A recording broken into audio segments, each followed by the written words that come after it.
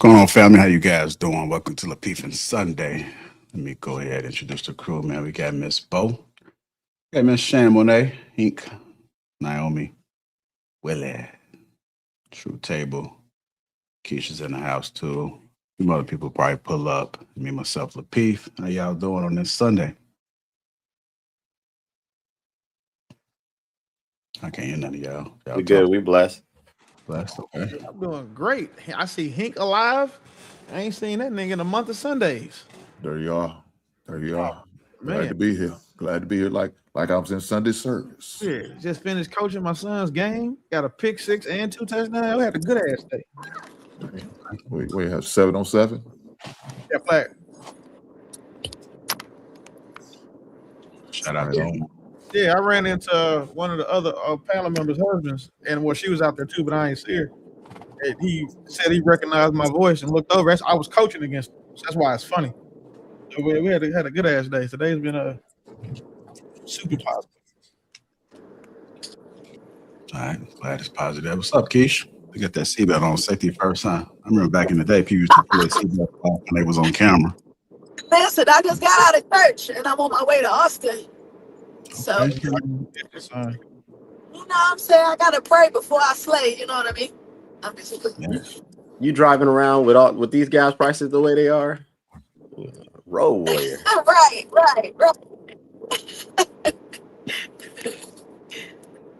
All right, well, we got an excellent show here for you guys, man. We're going to be talking about Karlous Miller from 95 South.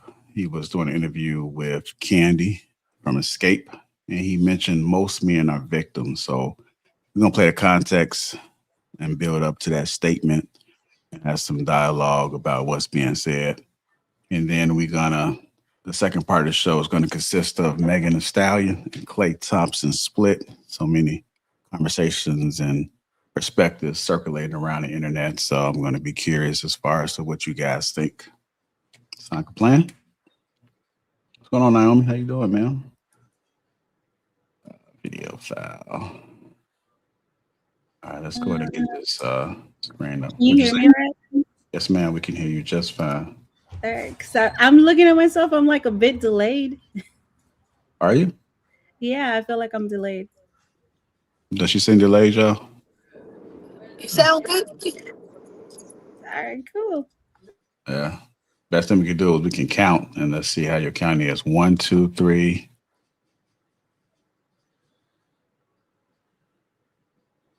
You on mute, so we can't hear you unless you're doing sign language. 1, 2, 3. 4, 5, 6. I don't seem too far off. 1, 2, 3. 4, 5, 6. That's a little slight delay. I think it should be cool. So if y'all see her mouth moving, man, just give a little pause so you can let her get it out. All right, so I got the screen now. Let me go ahead and share. So I'm gonna go ahead and roll it. Let me set this up to my headphones so I can hear it. What else we got? What's up, Hank? Bo. How you doing, man? What's happening? Bo, did you pray this morning?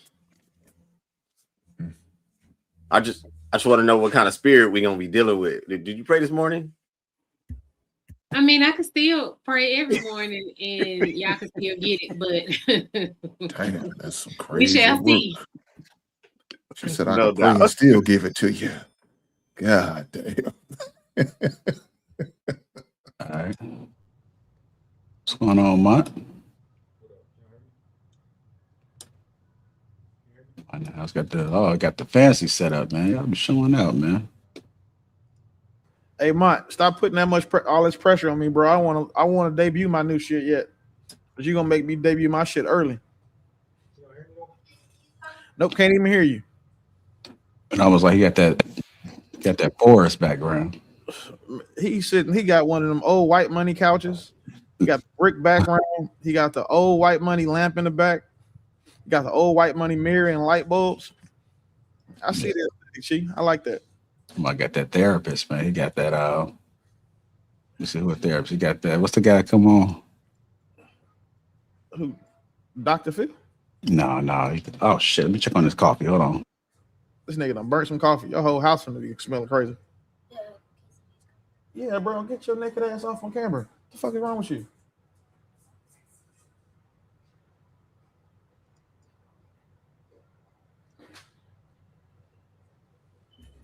Shit, I'm here. God damn it, I'm here. Yeah, I was starting to smell it, man. All right, here we go. So we'll go ahead and run it right now. If you guys haven't already hit the like button, also make sure you subscribe to the channel. Shout out to JD Thompson, 982. Welcome to the Green Gang, sir. I think you've been there. You probably came back. Let's go ahead and get into it. Everybody mute up. Somebody give us some feedback. What was that? Okay.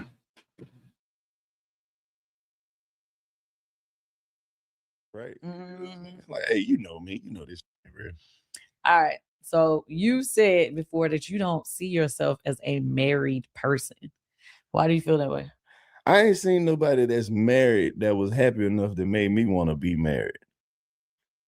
I ain't seen no couple and be like, I want that. Okay, so you never been married and you don't see yourself getting married. I'm gonna get married one You day. will. I am. I'm gonna Okay. get married. I just don't know what that looks like for me. Do you mind me asking how old are you? I'm 42. Okay. Yeah. So you don't know what that look like for you. I don't know what it looks like for me because I ain't never really got close to that. I ain't met nobody that I felt like I couldn't live without. Okay. Don't be making faces at the cameras trying to send the minions to me, Candy. I don't care what these people say. I don't give a damn what they think about me, Candy. No, I ain't married. I ain't never been married. Y'all ain't even that spectacular to be even thinking about being married. I done had to grind and work and get this money by myself. You think you're just about to show up and tell me what to do with it? Okay. So what would, your significant other have to have in order to make you feel like, okay, I want to marry? A college degree. I like smart women. It's tons of I need somebody who can get over here with me, who can take this to another level. But I'm saying that's the bare minimum at this point. But yeah, somebody who can get over here with my program and take it to the next level. I need some insight. So you want somebody you working with? A little stability. Somebody that's got stability. Some stability. Somebody who ain't I want somebody who don't need nothing. Very self-sufficient type. You know what I mean? Somebody who can bring out the best in me. Okay. Yeah, make me feel special. Because I need a lot of love. I need some love, then I need some extra love. Because my mom died. So my heart's still broke. So if you can help me fix that, then you got the spot. You won. I don't know if anybody can ever fix that. I'm just saying, if you could step. All right, I'm gonna stop it there, man. I know he said a couple of things. One of the things is that he doesn't seem to be in a rush to get to marriage. And then the other thing that he spoke about was he wanted an educated woman, a college woman. So I don't know if those two go hand in hand. I know Willie said that just because you went to college has nothing to do with intelligence, but he wants somebody that can help assist to add to his plate rather than take it down. Then the other thing that he mentioned as well, as far as him losing his mother, and he lost a piece when it came to his heart. So he needs a woman that's going to be able to fill in that void. This plays very critical too, because when we talk about the Megan Stallion and Klay Thompson, they mentioned that she lost both of her parents, and how can Klay do that to her and so forth. So I think it's an interesting discussion. I want to hear what you guys have to say about what Karlous Mill have to say thus far.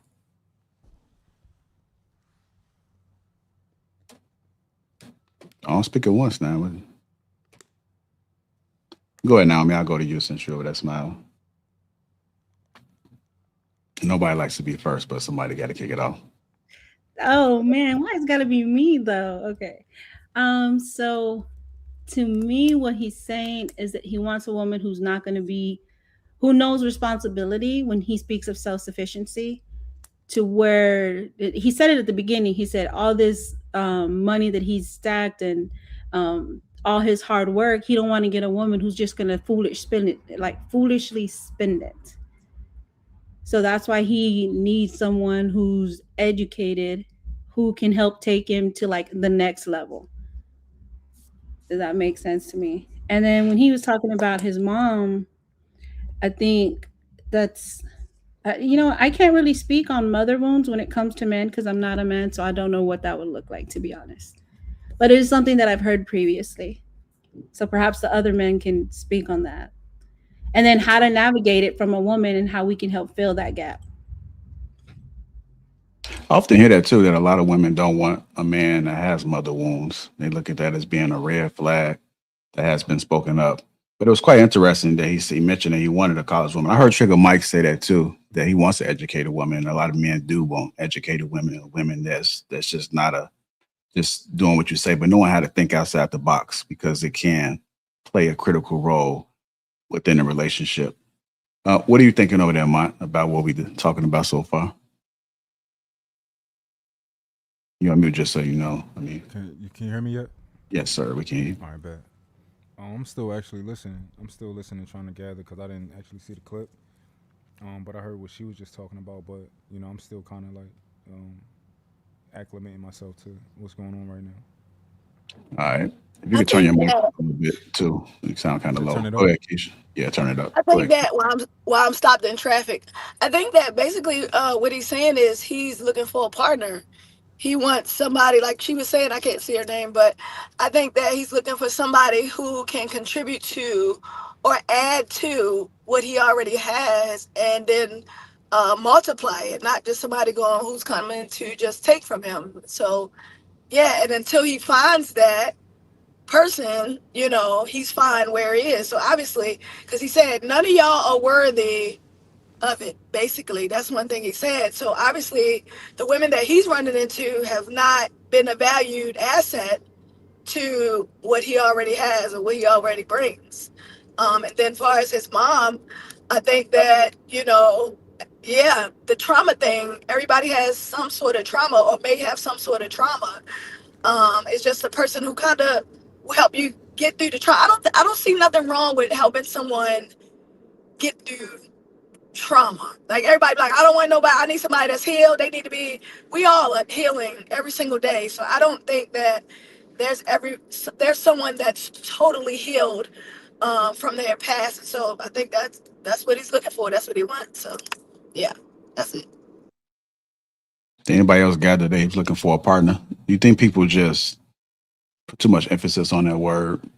It's not really that much of a big deal. I know that Hank doesn't like partner in particular, but does it sound like he's looking for a partner? Willie, go ahead. It sounds like he's just looking for a woman who's worth what he's become.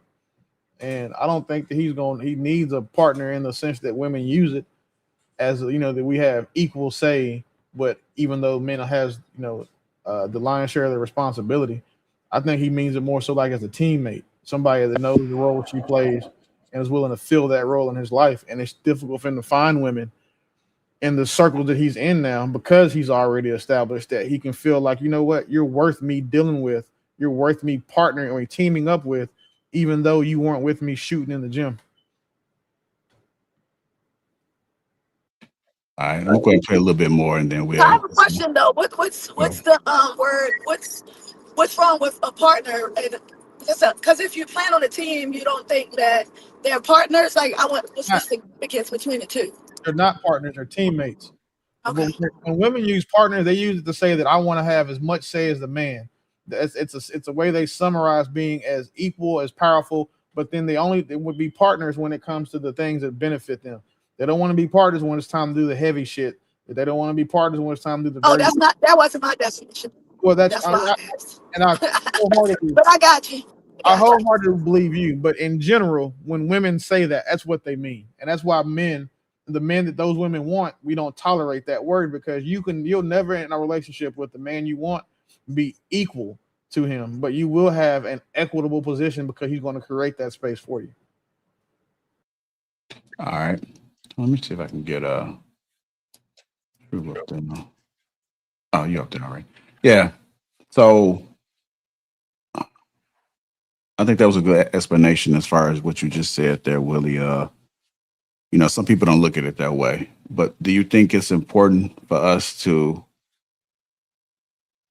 make it known not to use that word, or do you think that people are just being too sensitive when it comes to it? Like, would it be better for you to ask if the word is being used? Would it be better to ask like for clarification as far as the definition on partner? And then would you be able to like accept it then? Let's just say if it was within your household. I don't think that we should let anybody know the answers to the test that they have to take, because then they can come in and fake it. It's like if you give somebody the answers to a test, they can just study those answers, they're going to pass every time. So no, but I do think that once someone does use that, we should ask for clarification. I think a lot of men, especially, but more so, I'd say women as well, they don't leave with curiosity when they meet people, when they talk to people. They leave with their objective think, their objective focus. We try to disqualify a person from our time or from our attention or being worthy of us teaming up with, instead of actually trying to get to know the person and leading with curiosity. We have all the questions that we want to ask that identify what it is we're looking for, what we're not looking for. But then we also don't, when we get those answers, we don't ask like, okay, well, what makes you feel that way? Like, what life experiences have you had dating or personally that made you come to the conclusion that this means that? So I think that if we let more of curiosity when we're getting to know people, I think this would probably be a lot less of a conversation that we have to have. And just to add to that, as far as the clarification, if you do have a question, and you don't have to be 100% sure, but I think it's important for you to ask for further clarification, just so you can reassure what it is that you're thinking and if it's correct. The more data that you can collect, I think you'll be able to have a more sound discussion or have a sound idea as far as what it is that you're thinking. Always ask a question just so you can get a better understanding. All right. JR, can you repeat that question before really answered about partnership? It was the word partnership being used. So some people look at it. What I've noticed is that not everybody has the same definition. And Lakeisha just showed that right now on the panel that she uses the word. I have no problem using it, but it isn't to signify that she's trying to be equal to a man. I know Hank wholeheartedly hates that word. And Willie made the point that a lot of people, when we having this discussion, collectively, a lot of folks try to, when they use that word, they're going towards the more equal route. So I was just really asking, like, if it's necessary for us to take that word out, or can we just seek further clarification to get a better understanding what that person means on the individual level? Got you. I think it's necessary that people seek understanding and see what people mean. Not even just when it comes to that word, but just in general. A lot of times people don't articulate themselves very well, so they need a little bit of help trying to actually get out what they're trying to actually say. And I find that most times with that word, I think commonly most people are just avoiding saying boyfriend or girlfriend because it's a more of an immature term if they're not married. But yeah, I don't think, of course, like we know a lot of gay people use it, and people of other alternative lifestyles. But I think most regular people, like when regular women are using it, they really just saying like my other half. Not that they want to be equal, they want to be the man or the leader, but they just saying my other half. Most cases, that's what I find. So. All right, I'm gonna get True in. Go ahead, Naomi, and then I'll play a little bit with a clip, and then get True and Hank in this conversation. Go ahead, Naomi. I think this is gonna be a really, really great example adhering to the woman's mindset.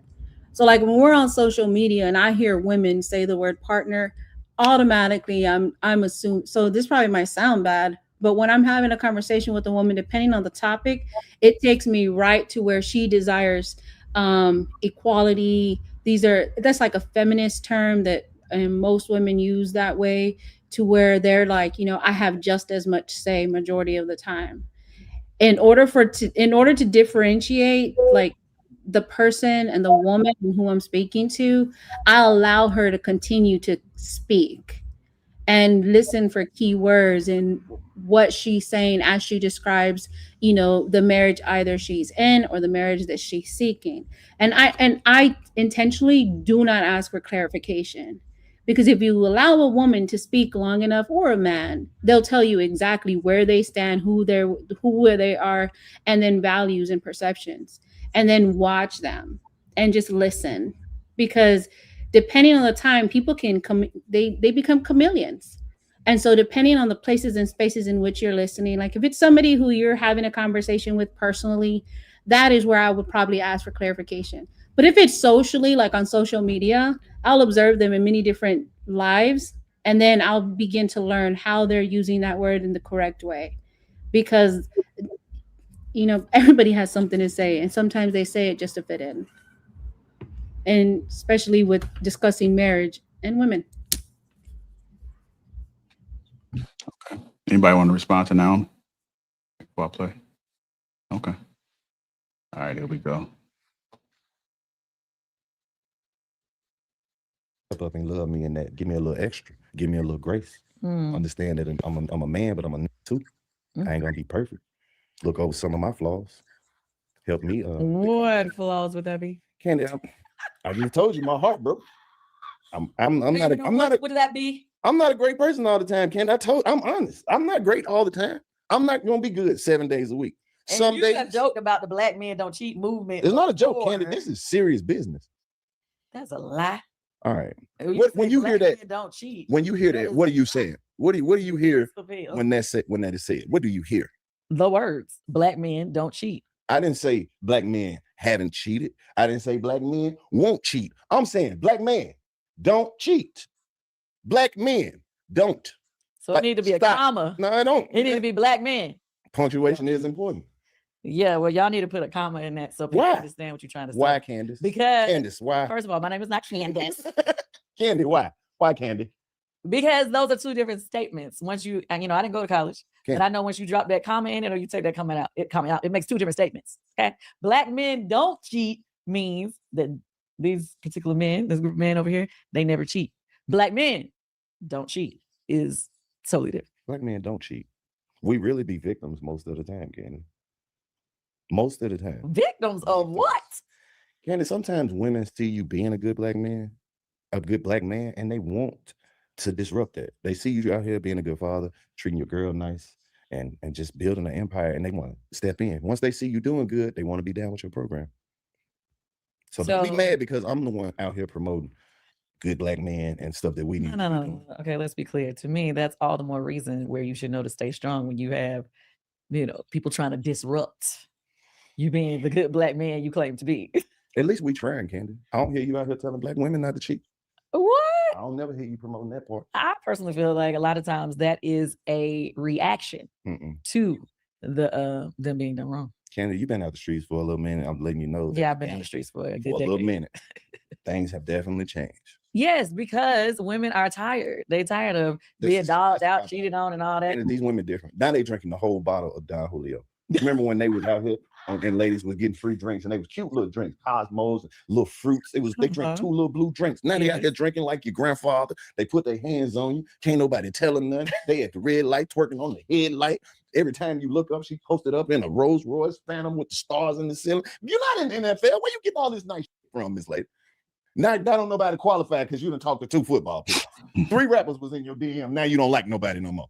Now he got to make $36 million a year just to get a text back. Come on, Ken. This is ridiculous. This is ridiculous, Ken. I'm out here telling hey, black man, work on your home. Stay strong, bro. I know it's hard. I know you ain't gonna get credit for everything that you do, but now we ain't nobody type no more. They mad at every time they see a black man happy, what they do? Shut that down. Look at the city of Atlanta. That's why they changed the whole city. Black men were too happy in Atlanta. Because they was having their way with women all the way around here. And now the women finally been like, you know what?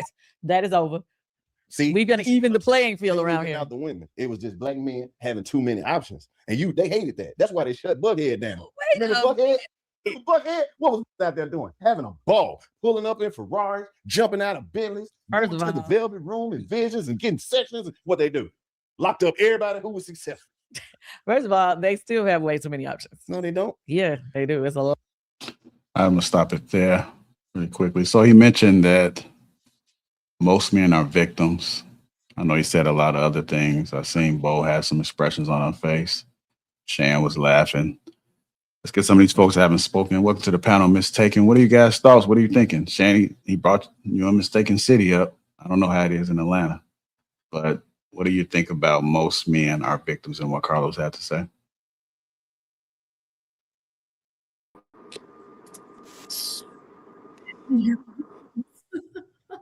I think that I think that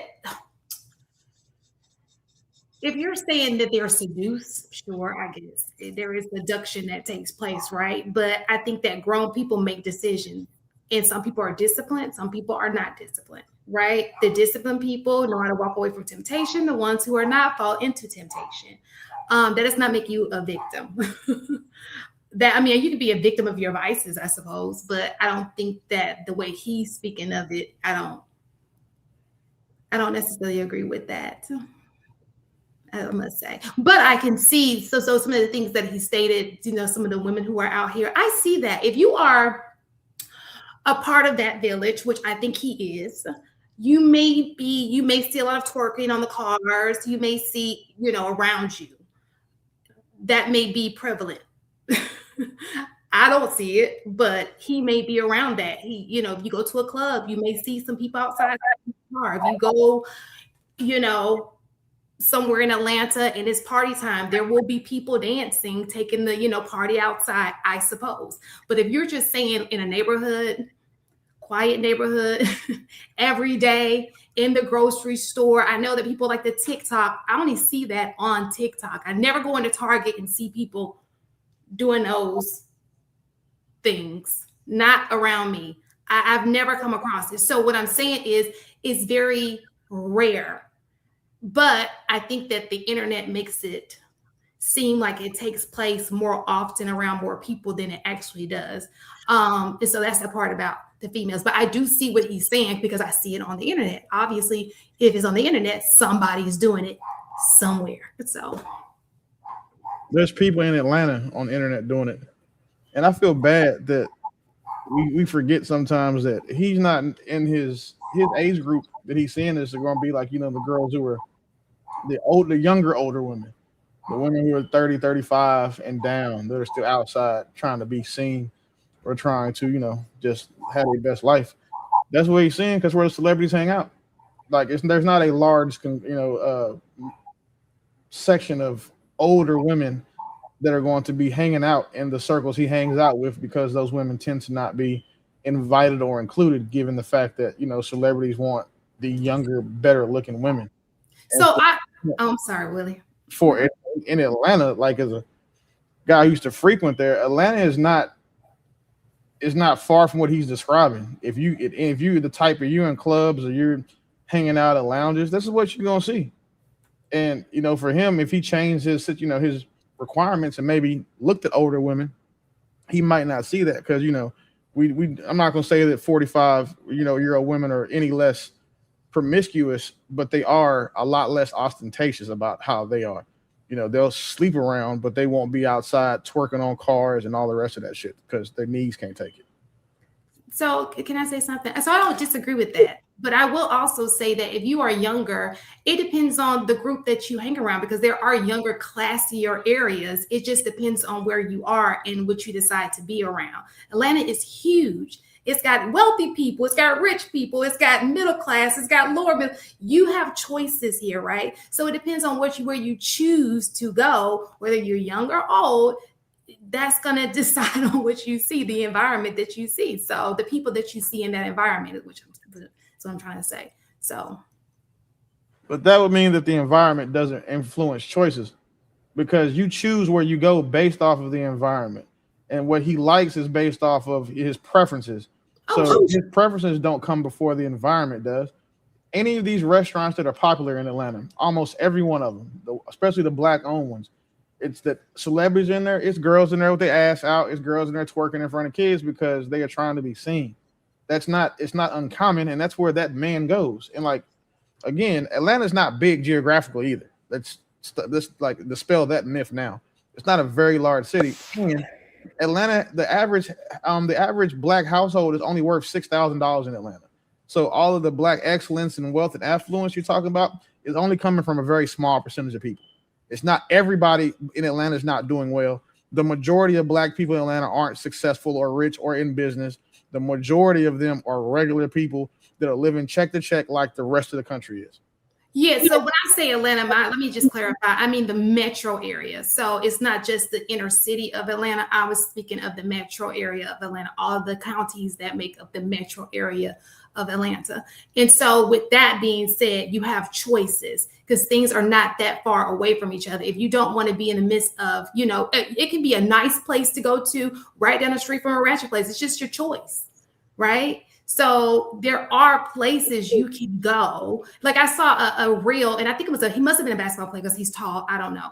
But one of the things he was speaking of, he was like, I guess the guy asked him, what's the best rooftop in Atlanta? And he spoke of, he was like, it's very classy, it's this, and he had all these great things to say. You won't see any of that riffraff, but he chose to be there because then he knows that's the atmosphere of that rooftop. When you go there, you know that you have to present well, right? And so I think it's just, what I'm saying is there are choices. Yeah, but Shan, that's common sense. There's choices. That's not saying anything profound. The issue that he's talking about is that the majority, you don't have a lot of choices to choose from in Atlanta that aren't like that, which is a fact. You don't have a lot of places to choose from that are like that in Atlanta. The overwhelming majority of Atlanta is like that. And I don't agree with that. Of course, you don't agree with it because you don't know. You only know the side you look for. For him, someone who can see both. For me, someone who's seen both. For the rest of us that have been to Atlanta, we know how Atlanta is. But is it because it's your preference? Because that's what you like? Know both. So we know both sides. So I have times where I have to go do some classy shit. Then I have times I have to go do some ratchet shit with people. So of the two of us, I have to actually go do both. You only choose to do one. He chooses to do one, and he chooses to do both. He knows. But just because you're saying there's a choice, that's not okay. Yeah, cool. He chooses to do this because he is in this circle, and that's what he has to do. You choose to do what you do because you're in your circle, and that's all you can do. So he has significantly more choices than you do, or more things he's exposed to. So he sees more of it. That's why his opinion is what it is.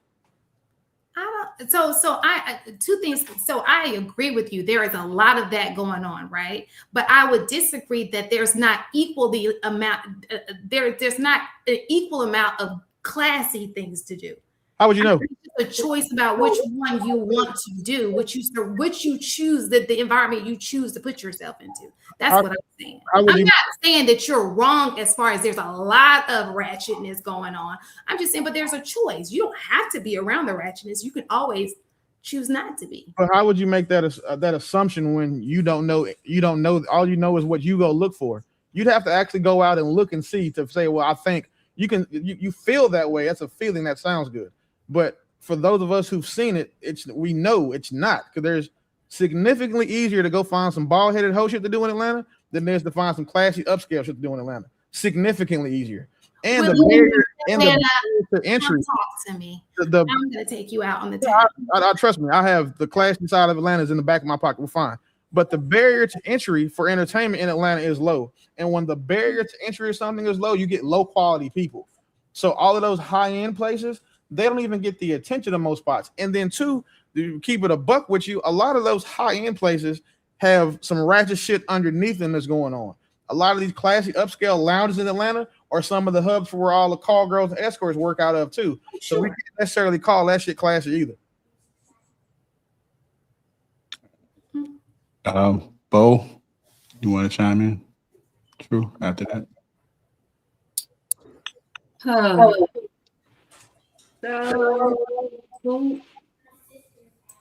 is there an echo? Okay, it's gone now. So I find what he said about his mother, losing his mother, particularly interesting, because guys oftentimes speak of and like put women down for having trauma or like daddy issues or like daddy wounds, saying that they ain't got time to deal with that. But we have to deal with your trauma and your issues. We have to give you grace and work with you. And so I found that particularly interesting because every woman is not out here wounding people with their wounds. They just need a little bit more grace as they deal with their triggers. And I think that that is fair. I don't think that people should be harmed by someone else's triggers and trauma. But also, with a man that has a significant amount of money, influence, fame, or whatever, I wouldn't necessarily paint them as like victims as much as they are. It's just the people that they meet is a consequence of their status and money and fame. they are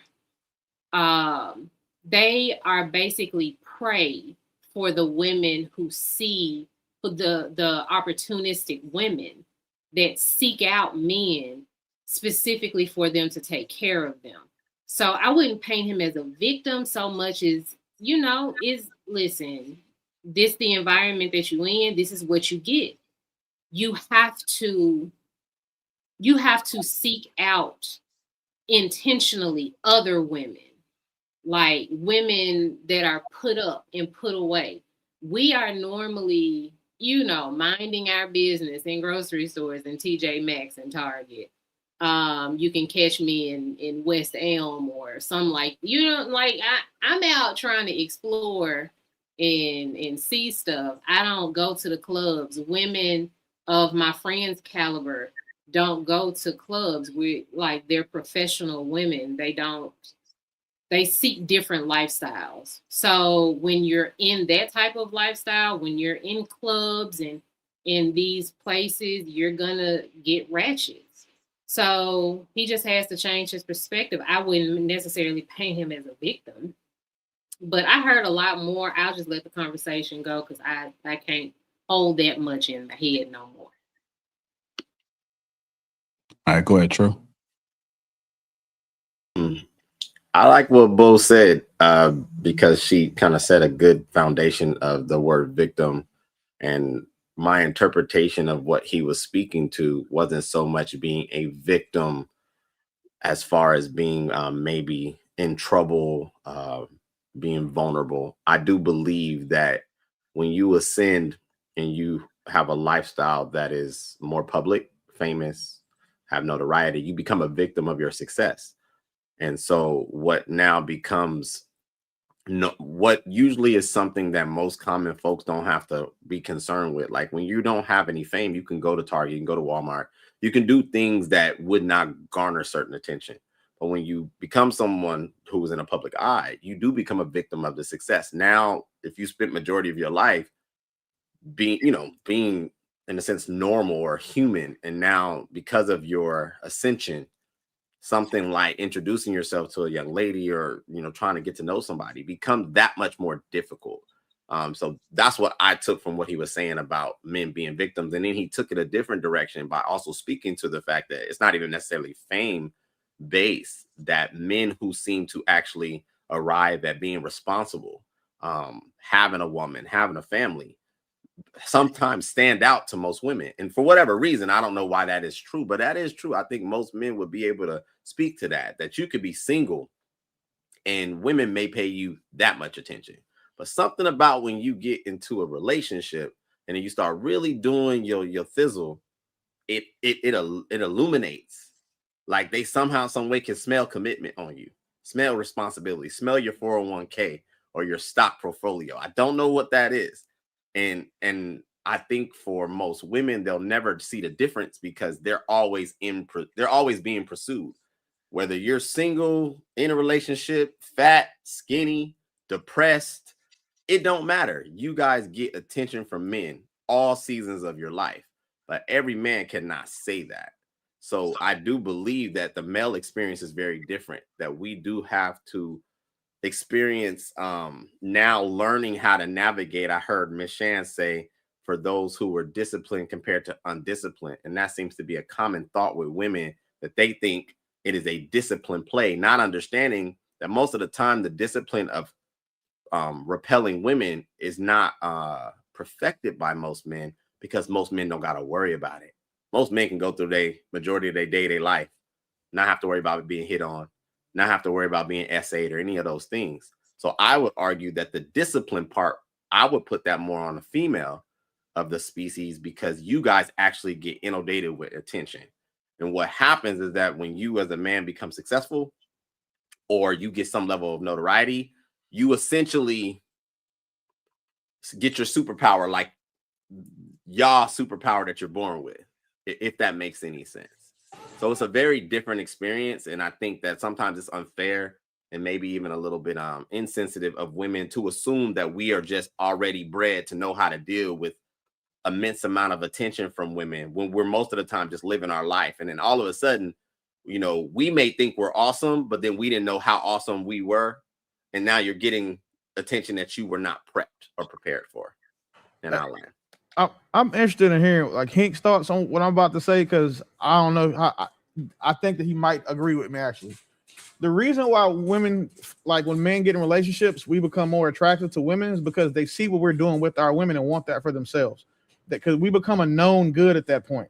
Women will lust after a lot of men, but they also desire the way they see men treating other women. That's why they read these romance novels, why they watch these movies, they believe in these love stories, because they want a man to treat them that way. So if women are seeing you and your old lady out and about, how you loving on her, how you doting on her, how you pulling out her chair, how you fixing her hair, getting out of her face, locked in, paying her attention, putting your phone down. Women see that you're doing that, and they know that, okay, well, I'm not going to say I want the relationship to end, but if it does, at least I know he is someone who is going to do these things that I like in a relationship for me, because I've seen him doing them in a relationship for his woman. I agree with you. All right, Mistaken or Hink, do you guys want to chime in before I play some more of this clip?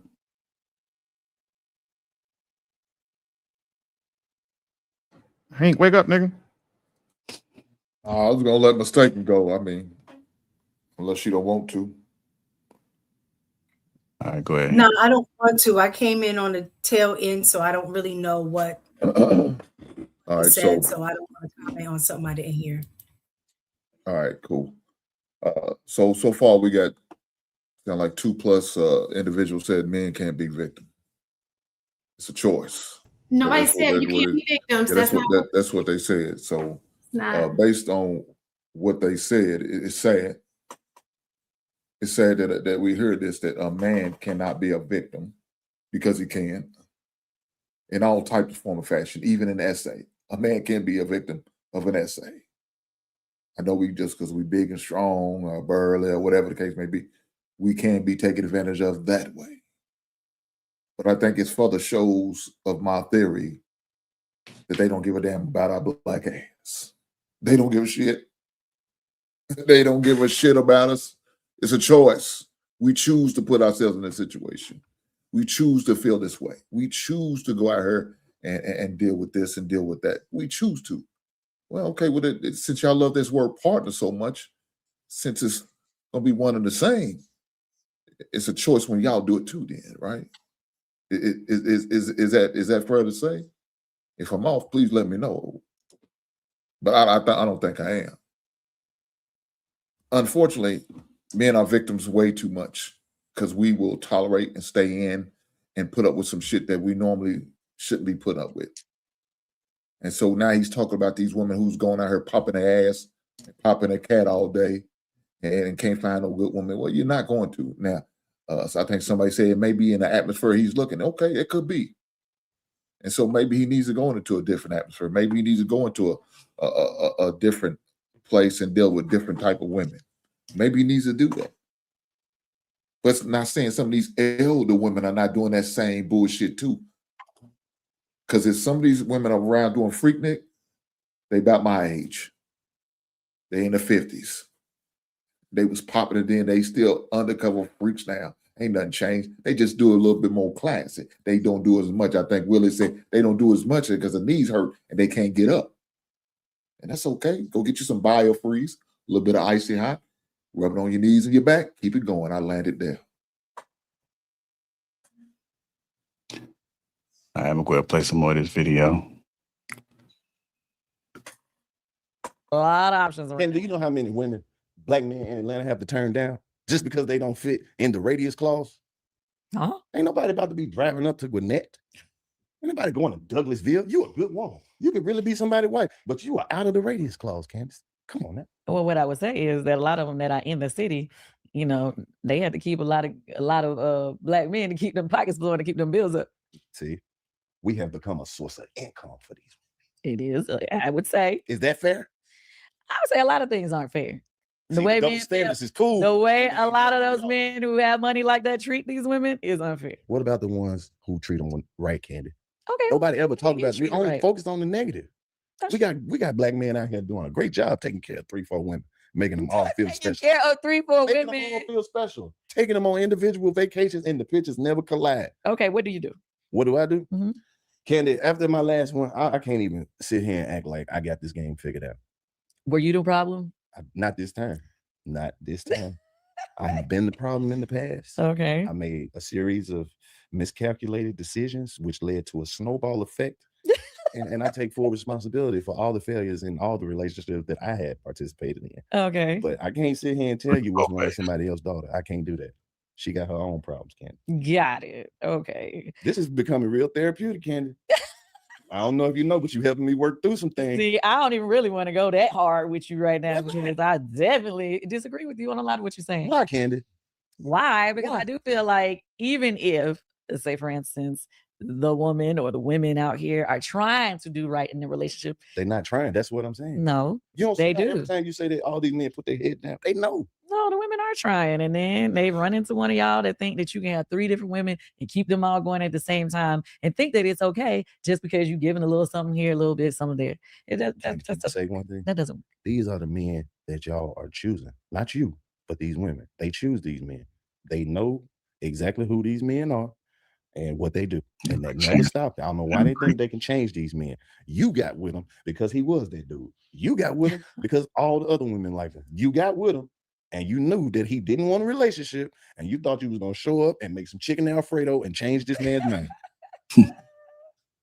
You chose this. I can't sit here and let y'all keep bashing and blaming these men. Okay. So. All right, I'm going to stop it there. Ms. Taken, you want to comment on what you just heard or respond? What are your thoughts?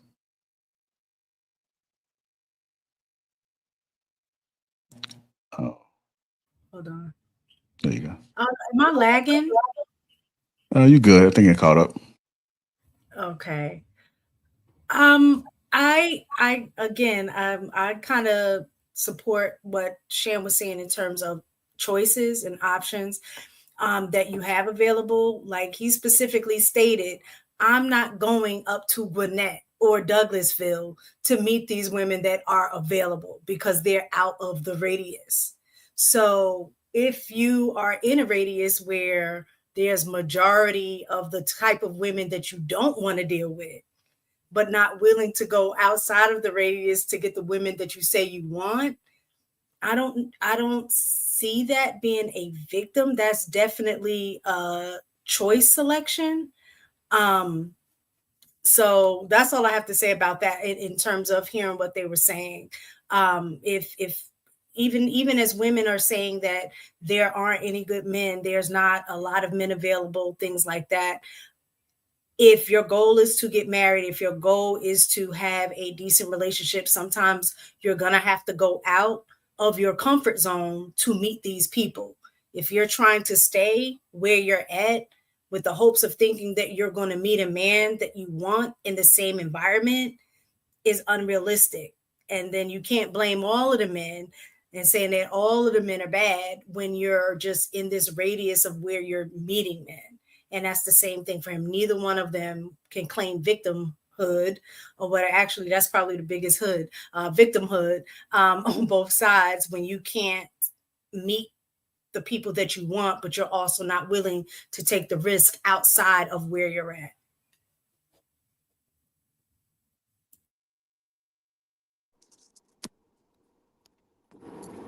So I think that I don't think men are victims. I think that good men aren't victims in the helpless sense, but I do think that some of what everybody is saying, that they are affected by certain patterns in today's culture. Like, a lot of good men or decent men are overlooked in a society that rewards flashiness, you know what I mean, over consistency or respectfulness. I think that a lot of good men are victims of past hurt that they didn't create. Our walls are like high all the time. The trust is low, always being questioned. As women, we want men that we say, be a leader, but the next minute we say, don't be controlling. And then we say, well, we want an emotionally available man, but we say, don't be so soft. So I think that sometimes not victims is a good word, but sometimes a lot of men don't even know what the line is, so they either hesitate or they disengage. A lot of times men, I hate using the word victim over and over again, but low standards become normalized. So a good man's effort sometimes can go unappreciated or be expected without reciprocation. So I think that some men are victims of silence, where a lot of good men aren't the loudest in the room, but the narrative gets shaped like some men are toxic, or they hurt, they got hurt, they've been hurt, or negativity, things like that. So that's just my thoughts. Yeah. So I guess I'm the only one that heard bullshit. Here's the thing. I have never been privileged with hearing the things that I hear all the time so close together, like in the same conversation.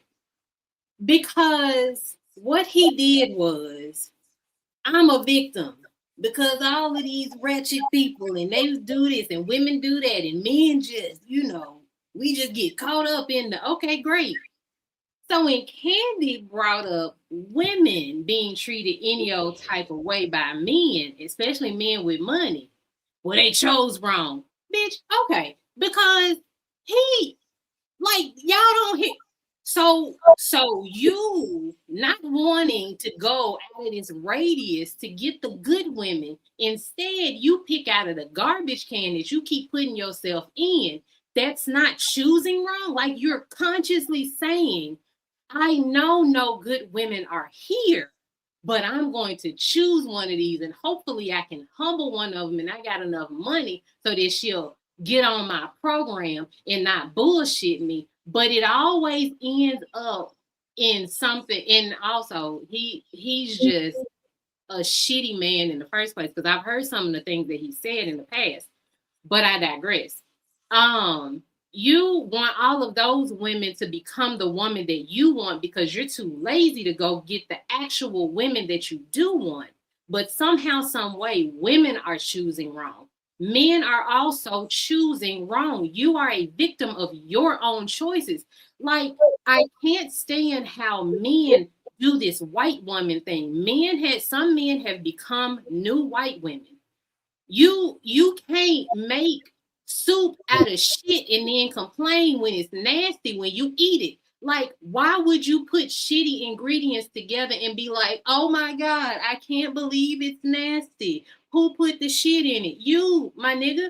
So if women are choosing wrong, men also have to accept the fact that they are also choosing wrong. Like, am I the only one that heard this shit? No, I just want to shout you out for doubling down, Bo. Do what you do. I like what you're saying. Keep speaking that truth, your truth. Keep speaking it. But also, Pink, I did want to say something about the whole partner thing. So, I know you don't like it, and I'm not trying to make you like it, but I just want to be extremely clear. When I say partner, I just mean two people who are in a relationship who work together. There is no equality there. There is an equity there. I would like decision making where it fits me. You know what I'm saying? But I don't like the whole, I don't like how people misrepresent what some women are saying about partnership. So some women just want to be included in their relationship, because there are a lot of men who do not work with their wives. They work independent of their wives. And not necessarily it's always a good thing. Sometimes it's a detriment to the marriage or the relationship in general. So when I say partnership, the only thing I mean is just bring that woman in to the relationship so that both of you all can work together as a team. So that's what partnership means to me. And I very rarely refer to my actual partner as my partner, only when I'm speaking in spaces where I'm trying to represent them being my teammate. So that's when I use the word partner. But you ain't got to like it. I know you're not going to never like it. I just want to be clear on what I mean, because everybody wants to throw in the word equality. And I do not believe in equality in marriage and relationships, because we're men and women. But equity is the thing. All right. Go ahead, play some more of this clip, and then we'll get some more reactions.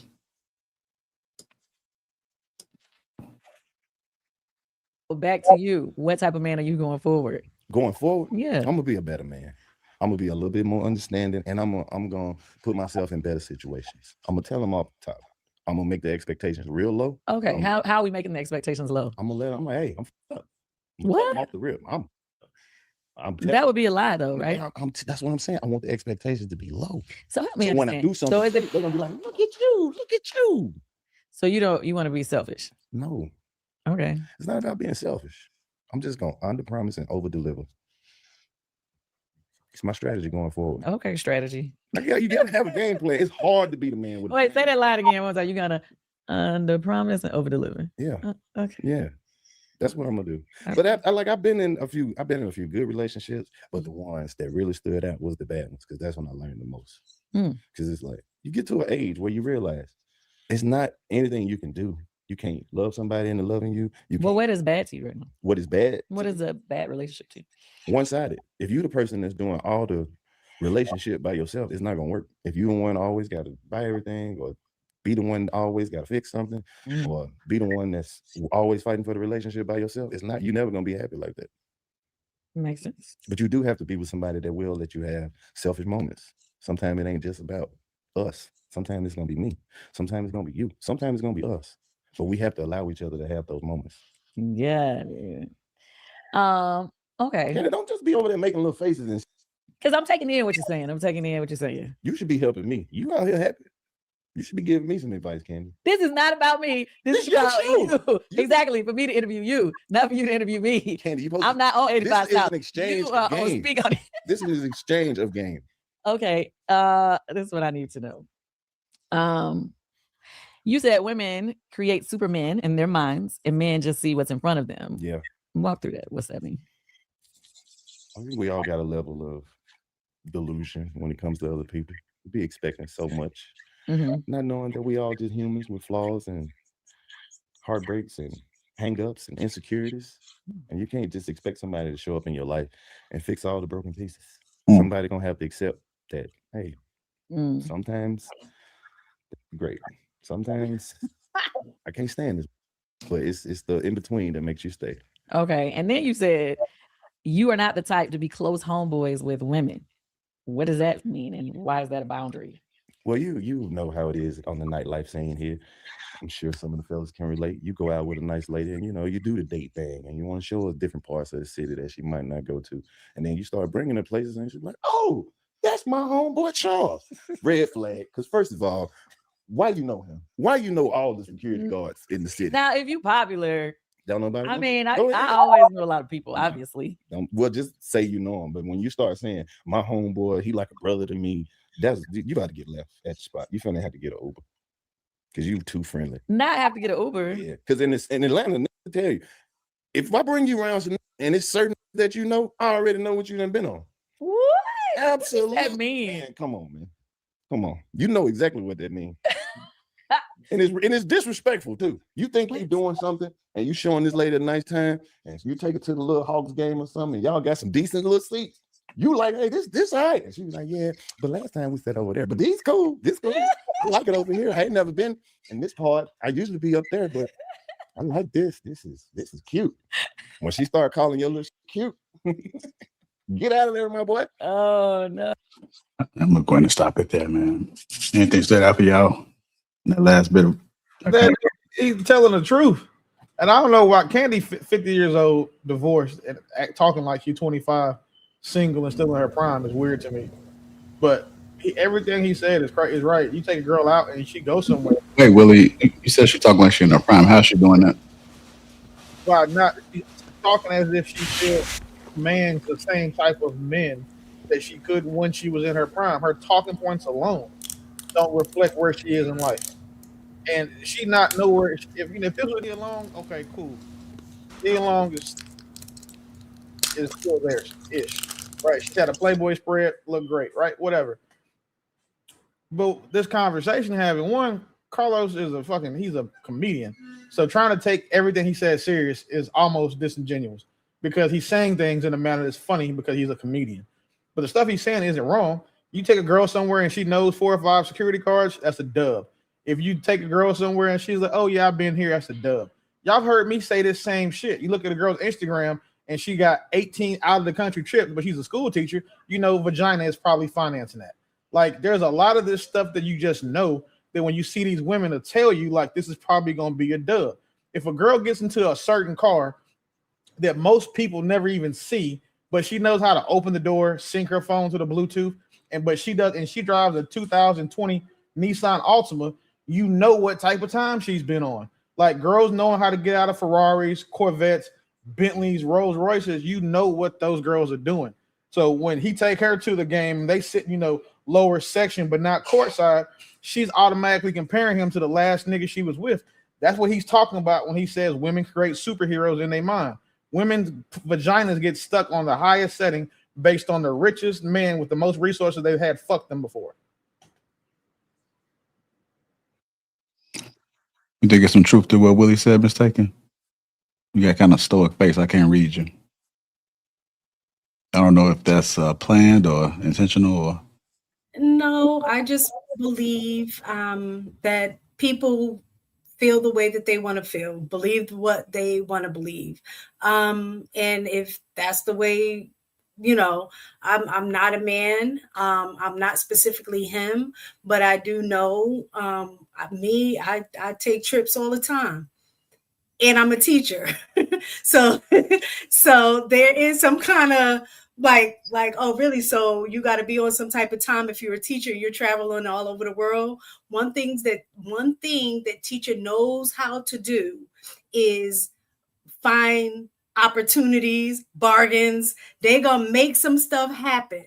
I've traveled all over the world and probably do not pay as much as other people do because I'm using hack systems. I'm going to invest in learning how I can travel the way that I want to. You know what I'm saying? So sometimes people perception is their truth. And so if somebody's built up a certain, idea of women and or men, then that's what they're going to see no matter what. And so you can't argue with that. So I'm not. This is one of those things that I wish, and I said this the other night on the broadcast where I say, like, women don't date, they participate. This is like a clear example of that because I don't know a lot of women that may be like, let's say, gifting dudes experiences or maybe something, items, right? And like, let's say you buy your dude the Jordan 3s and then he like, oh, these is cute. And, because my last chick bought me some ones or whatever. And I think that sometimes is what makes it hard, maybe generally speaking, that women don't get it. What he was saying and what Willie was saying and what most of the time we're saying is that, we do not want to experience things that you've experienced with other dudes.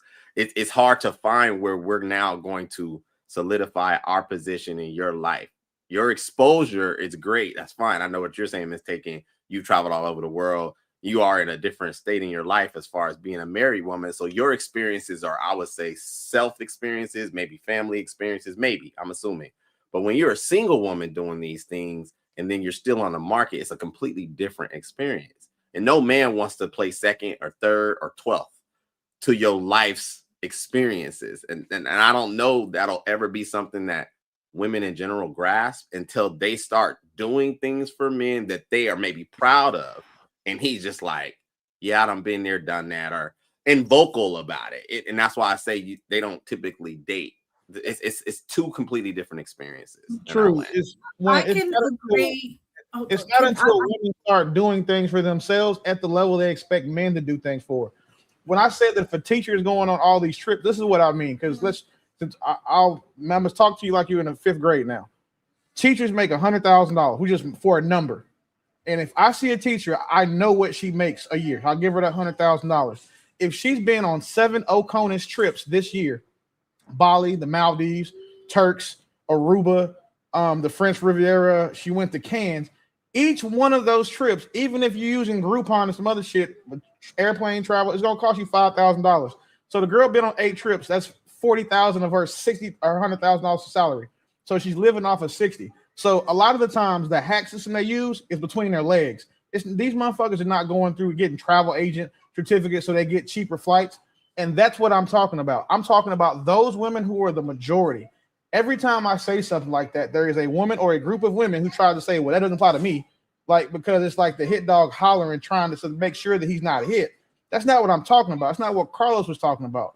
We're talking about the chicks who obviously can't afford the lifestyles they have, obviously can't afford to go do the things they're seeing that they're doing, and then acting as if we're supposed to be surprised when we follow up behind that and find out, like, yeah, okay, you were sitting courtside, row AAA, bet. Now you sitting AA, you looking at me crazy.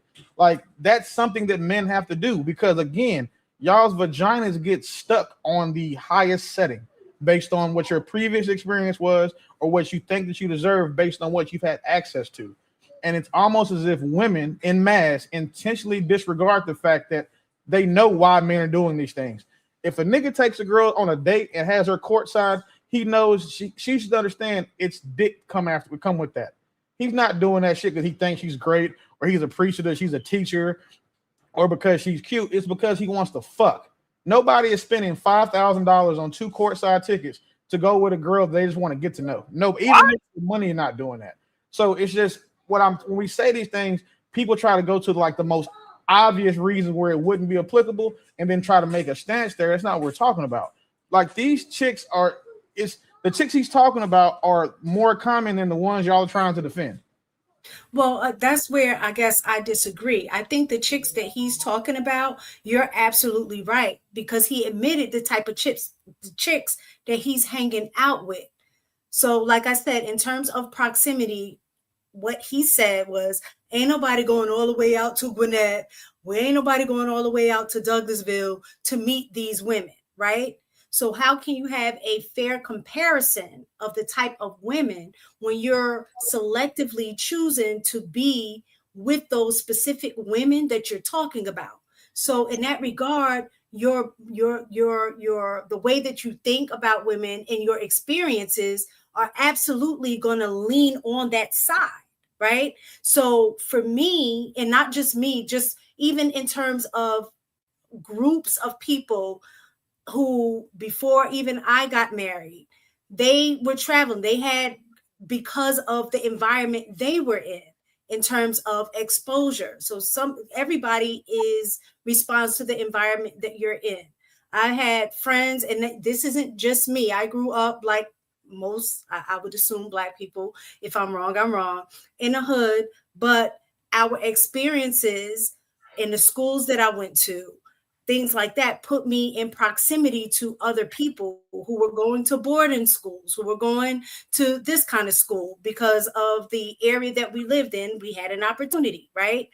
And so your environment is going to shape the way that you see things. Your experiences are going to shape the way that you see things. So if all of his experiences are in this radius, then that's his belief. But you can't say that majority is like this when you haven't even been outside of your radius to experience other people who are not like that. That's all I'm saying. The problem with that logic is, if you're saying that he's choosing to not go somewhere, that means none of y'all can say that men ain't shit or there's no good men, because you guys are choosing to fly to where other places where men are. That man has significantly more money than most people that have this conversation do. So him saying that he's not choosing, he's saying in his side where he is, there's not. And it doesn't make sense for him to go over to these places just for that one thing.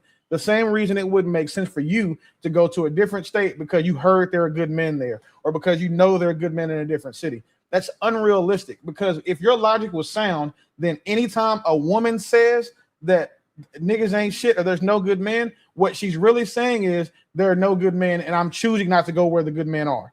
And none of y'all are going to put that on women, like unless you want to like try to defend the point. But aside from when we've had these panels where women have said it before, that has never been you guys' logic until today.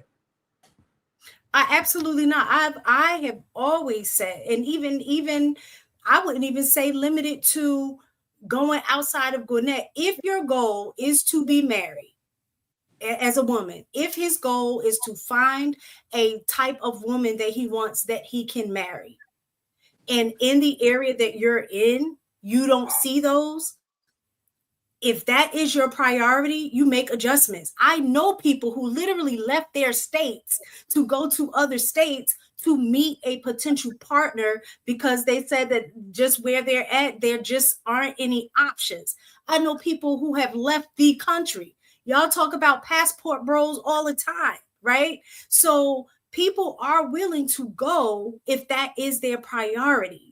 So if it's not your priority and you're okay with where you're at and just like, okay, I'll deal with the bullshit. This is what's available. I don't want to, because it has nothing to do with money per se. Like you're saying, he has all of this money. He can meet any chick that he wants, but he is actually choosing not to.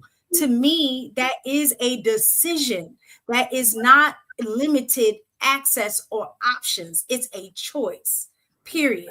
When did he say spend it whatever way you want? It no, I know people, young kids now who are getting married. My son just got married, and y'all are speaking of that age group. My son is 26. He got married at 21. So when you're speaking of the age group, I'm not saying that he said that they ain't good women out there. He absolutely said that there are a lot of women that are crap in my age group. So it's not that I discount what y'all saying. What I discount is saying that you can't choose better because he's grown up in the age that you're referring to, the generation that you're referring to, with less experience, I would say, than somebody who's 30 that's complaining about the same thing. But yet he was able to find somebody at 21 and get married. So you can't tell me a man of his means, his experience, his age can't have the same results. Wait. So two things you're doing. One, he never said his priority was finding someone to date. So you predicated everything you said off of that. And so that's kind of elite. That's why I said if his priority is. So let's pay attention. That he can't. So what I'm paying attention to is what's actually being said. And then two, you can't compare him to your son. Your son is 21 and has significantly lower standards, lower resources, and fewer options than that man has. So of course it's going to be easier for your son, the more average of the two, to find someone to build with. However, what we also can't deny that we know is likely to happen is that marriage won't last. And that two, if Karlous gets married, his marriage probably won't last. So they're equal there. But to compare your son to Karlous Miller, well, if my son can find somebody to get married, that's just disingenuous at best. Because again, you're comparing an average person to a celebrity. I'm comparing this circumstance to the celebrity has way more options. I agree. So that means the fact that he has way more options, if his priority was to find a relationship where he prioritized, he can find that person. If my son, as you said, is average, right, which most people are, right, he has options, right? He has average options. In his situation, he has money, he has experience. So his options, he has, I would say, even more options than my son because he can move from average to above average. So he has more options. If it is his priority to find a relationship, bottom line, he does not want to be in a relationship right now, period. He never said it was his priority, which is why we're arguing that. I don't understand. Can I ask a question? Can I ask a question? Any lady can answer. Oh, sorry, Naomi, I didn't see your hand. Go ahead. So I'm curious because as I was listening to you guys talk, right? Something stood out that Miss Taken said, even what Willie said about the celebrity thing. And this is again what I hope to do eventually is to be able to really paint in the minds of women the difference of what's expected. So have any of you women possessed a skill set, maybe like a masseuse or something that is performative that a man can see, and then you start to date him, but he doesn't experience those things? Or maybe you're a chef, or maybe something in your life is a professional capacity that would, I guess, he could potentially experience with you. Have any of you women seen that in your girlfriends or have those type of skill sets at all? And then I'll go further from there because I'm going somewhere with it. Yes? Say no? that again. I'm not sure if I understood what you said. Can you say that again? How do you yourself, or do you know any women that have things that if she was meeting a man and he knows she's capable of this, maybe she's a dancer, maybe she's a masseuse, maybe she's a chef, and she dates him, and it would be probably quite fair for him to expect to get those things from her because he knows she's capable of doing it. Do you know any women like this? Yes? I would think, no? Yeah. I would think that would be most people getting it. Yeah. Okay, Bo's pointing to her. Okay, the reason why I asked that, and again, I'm going to try to eventually be able to bridge this and solidify this in women's mind.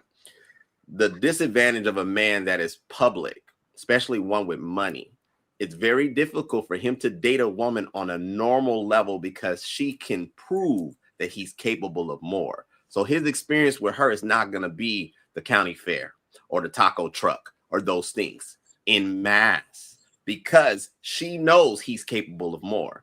So why I'm saying that is because this, again, is why it's very different. It'd be no different than a woman who's a chef or a masseuse, and this man is dating you, and it's been weeks or months, and you haven't prepared a meal for him. You know, you're bringing him Chick-fil-A, but you can make Le Cordon Bleu from scratch or whatever it may be.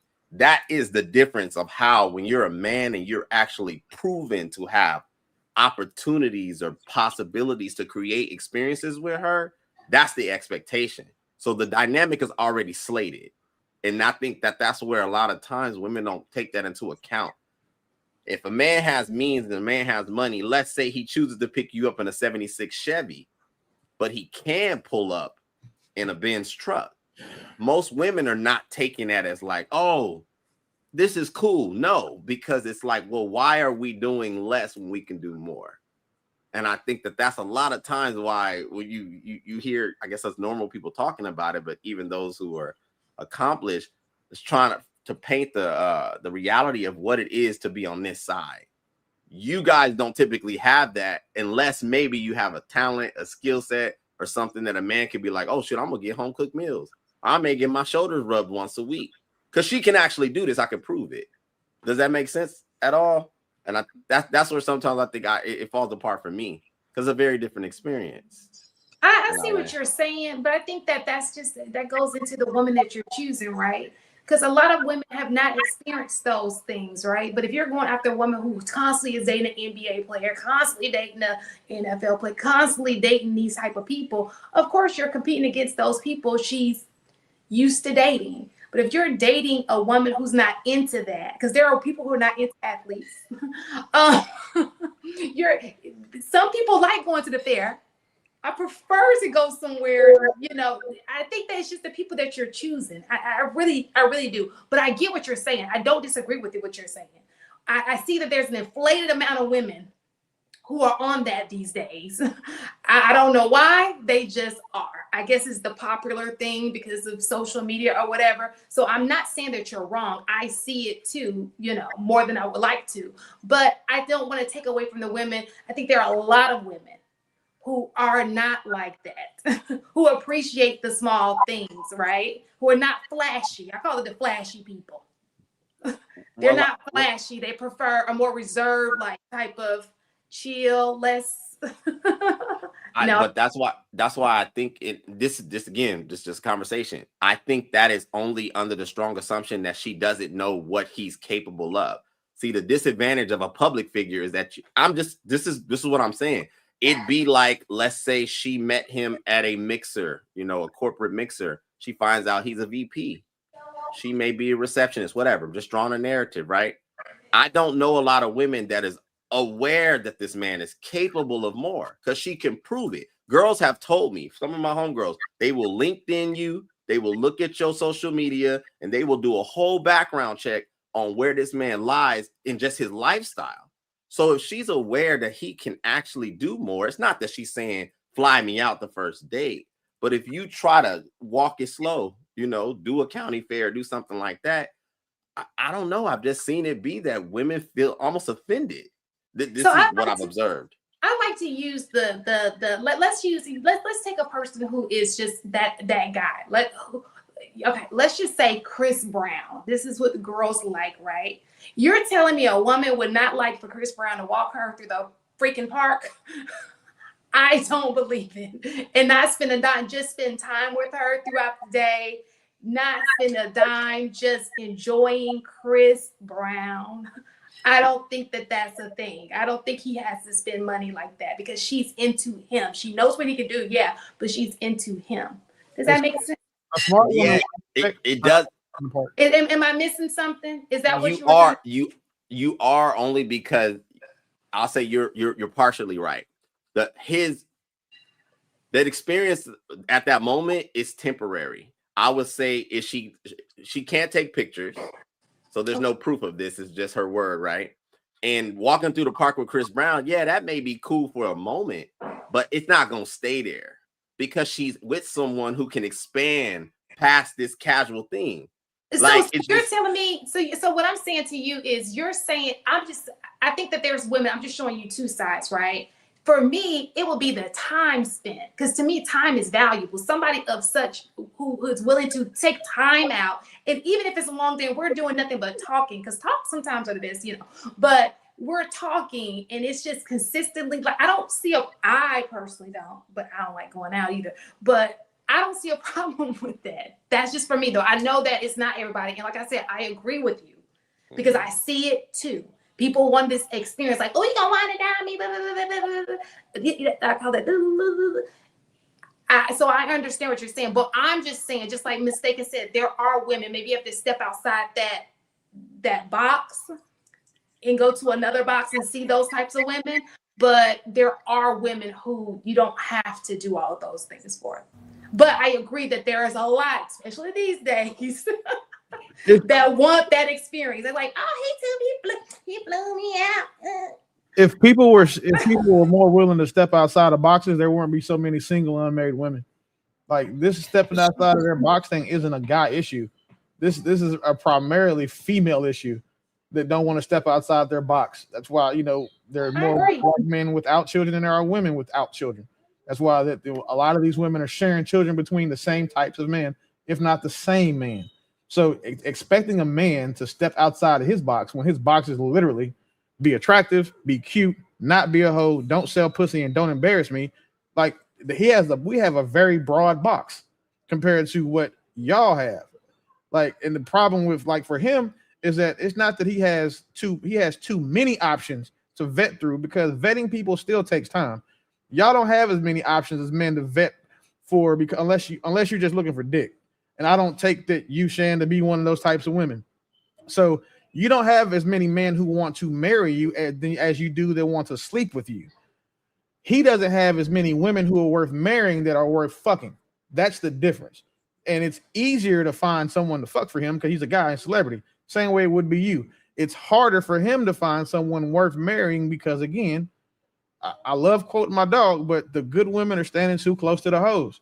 So it's very, very difficult for him to actually find and vet these women because he doesn't have time to do it.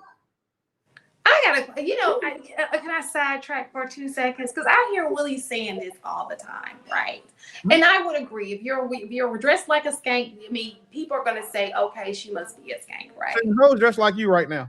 Like, these hoes are chameleons now. I promise you, you have a in your circle. So listen to me. But we have to use that. So that I don't like that, because that also would be like, okay, because you dress like with your hoodie, your hat to the back, you dress like a thug, so I should treat you like one. You too close together. Yeah, I would say it wouldn't bother me because I'm a man. So I know that me being outside wearing a black hoodie, and saying black shades earlier, because I was coaching. So this is while I was out on Stallion. I can understand how someone who didn't know me would take that. But men, we don't take those types of things offensive when people do it, because we understand. If I'm in an alley, I'm 6 feet tall, 250 pounds. If I'm in an alley and I see a white woman, I expect that, or any of y'all, I expect y'all to walk across the street or get on the other side of the alley, get on your phone, fake. Like, I expect that because I know what I look like and I know what you guys may perceive me as. Y'all can't get mad at people for saying, well, if I see you out, Shane, right, and I see you with a friend that I happen to know is a documented whore, you can't be mad if my boys also know that she's a documented whore, but don't know you and think that you're whore number 2. Oh, I can get that. First of all, they usually do it together. And then 2, you got to remember, a lot of good women are still influenced by whores. They want to do things that whores do. They want to whore vicariously through other whores. It's almost like these women take their whore friends and treat them like video game avatars and go fuck and be sluts vicariously through their vaginas because they can't do it. So they'll ask stories. They want to hear about the trips. They'll bring it up to their boyfriends. Well, my friend just got taken to Mali by her boyfriend, not knowing that her friend is a whole fucking whore. Like, that's what we're talking about when we say, like, the good women are standing too close to the hoes. Like, Illa needs to fucking trademark that, because that was probably one of the best clips in this space that's come out in the past 3 or 4 years. All right, let's go to get a lot of potty mouth right there. Yeah, let's go to get Bo and Mont. I think mistaken. He wants you to take it to church, will he? Not. I think Naomi wanted to speak. Oh, okay. I don't know. Whichever one y'all want to go first. Get Mont in there because he's been patiently quiet too. Nigga sleep. You got that soft ass chair with the massage. He probably got a foot massage. I thought that was like a screensaver. No, that's really his shit. Forever. Look, that's how you know Mont got money. Yeah, he's trying to get his Forrest Lorano. Damn. You gonna zoom in this side talk. Go ahead. Between Bo and Naomi, one of y'all go. Naomi can go. All right, so there's a couple of different things I'm gonna circle back to, and it's gonna be to what he was saying in the clip. He said, "I'm going to under promise and over deliver," and he used that as whenever he was talking about like his like mother rooms, like I'm gonna look like I need like all kinds of things, and then really be like I don't really need it. One of the things that I think is a detriment to what he was saying is like the radius clause. I've never heard that before personally, but I understand what he's saying as far as he expects a woman of a certain caliber to end up in his proximity of the women of, I guess, the foolishness. So that didn't make any sense to me in any way, shape, or form, because I think that's a reflection of his choice of proximity. So like if he's desiring a wife, he needs to move to a different proximity for a wife. Second, I'm hearing all this back and forth on why we're not accepting the fact that this is how men see women. Like if a woman is experiencing all these things and lavish things, and a man is like, oh, there's no way that that's like within her tax bracket, so to speak, and she isn't able to obtain these things, we're going to have this misconception of where you're flipping it for, the P or whatever. So if you're a woman that's able to do these things and walk these ways and experience these things without defunding, then perhaps hold yourself a little bit more, perhaps hold yourself to another level of decorum and not show your cards the way that I see a lot of women trying to show their cards. Like it doesn't make any sense to me. And then also from what I'm hearing, I'm seeing that men tend to qualify a woman when it comes to a relationship while paying attention to her, and women tend to disqualify men according to their own perception of the type of man that they want, i.e. income and different ways, like all these things that I'm hearing majority of other women say. So if a woman is going to be dating like Chris Brown, and she knows Chris Brown and the income that he is actually able to do, then she won't walk in humility without that expectation of like not going on a walk. So by and unfortunately, but by majority, there are not a lot of women that are willing to walk in that level of humility, to not have this expectation of extravagance. I think so. I'm going to be honest with you. I think it'd be a detriment of a woman to not have an expectation to kind of meet where he's at, but not to the point to where, oh, well, we can just, go on a walk. Because ultimately, from what I'm hearing from men, is that they want to be appreciated. They want gratitude. And from the mindset of like Mistaken and Shan, I understand the way that, and I would even say myself, I understand how just honoring your privilege of presence of the man is something that we get with maturity. But most women, even in their 30s and 40s, don't even know how to honor presence in today's society. And we hear that all the time. And depending on your proximity and where you're at, again, this is the woman's proximity. Depending on my proximity and where I am, the women around me, they know exactly how to do this. Although other women outside of my circle, they do not. That's why my personal circle is very, very small, because majority of the time when we go places, we see these women in public. We'll be like, why is this woman disrespecting this man that way? It's crazy to me. And majority of the time when a man is being disrespected in public, nobody will say anything. I'm a different caliber of woman, but again, I understand that my mindset is a minority of a minority, not by majority. If that makes sense. All right, let's go ahead and get Bo and Money now. Now. Yeah, I did think that whole under promise and over deliver was just a way of saying, I just want to do baseline shit. Like, if you set the bar in hell, you don't have to meet much of anything. I don't like when people play games like that. Like, don't do the whole, I might not. Just set realistic expectations. If you're dealing with a woman who likes all of the things and who expects so much, just set expectations. Like, we don't have to set the bar lower. Just tell the woman what you can give, what you're comfortable giving. And if you do more, great. But don't be like, I ain't got but $2 and you got $2 million sitting in the bank. Like, I just thought that was problematic. I think that I'm being hyperbolic, but you know what I'm saying? Like, I think that the games, we're too old for games. We're too old for lying. We're too old for having to play around. Can we all just kind of tell the truth? But whatever. I thought that was dumb, but that's just me.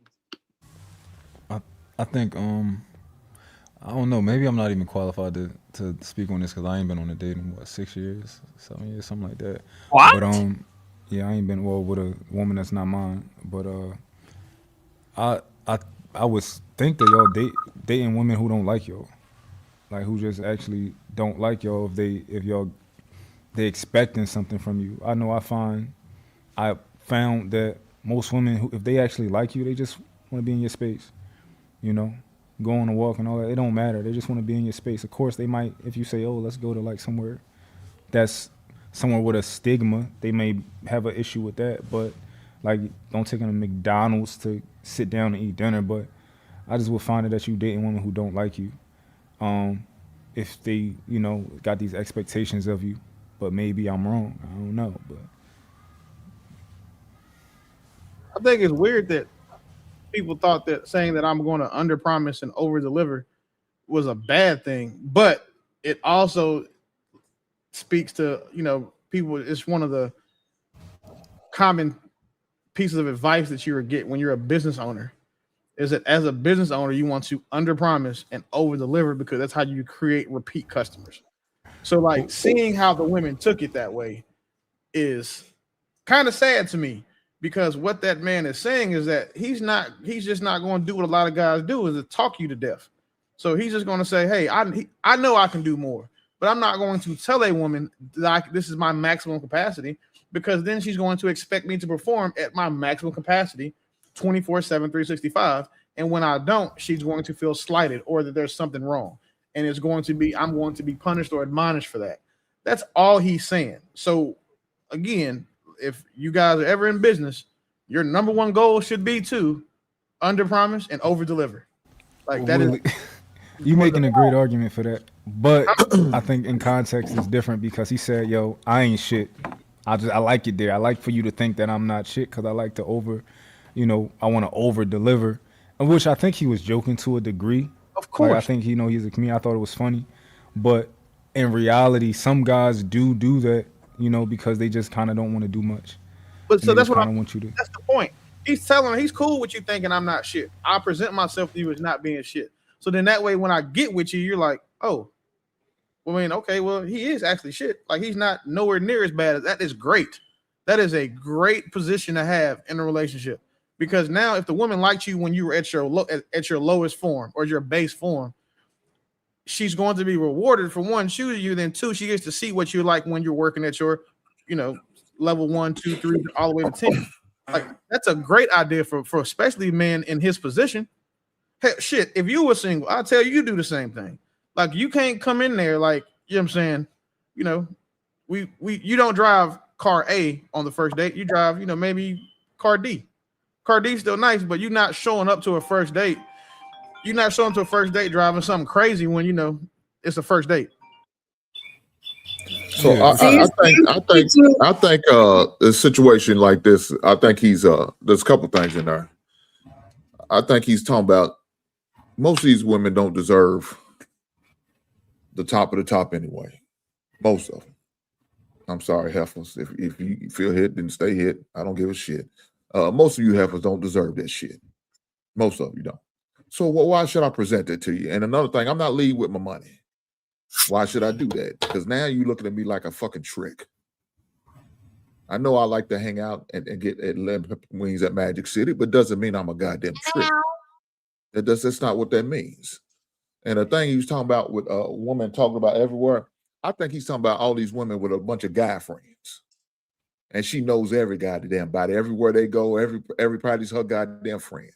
Well, that will be a problem for most men. Now, there's some men out there that's okay with his woman, his girlfriend, his wife, his significant other, his partner, having a male friend.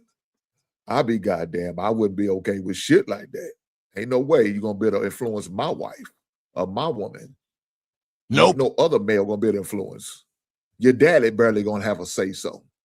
So ain't no way a stranger to me is going to be able to influence a man. So that's what I see.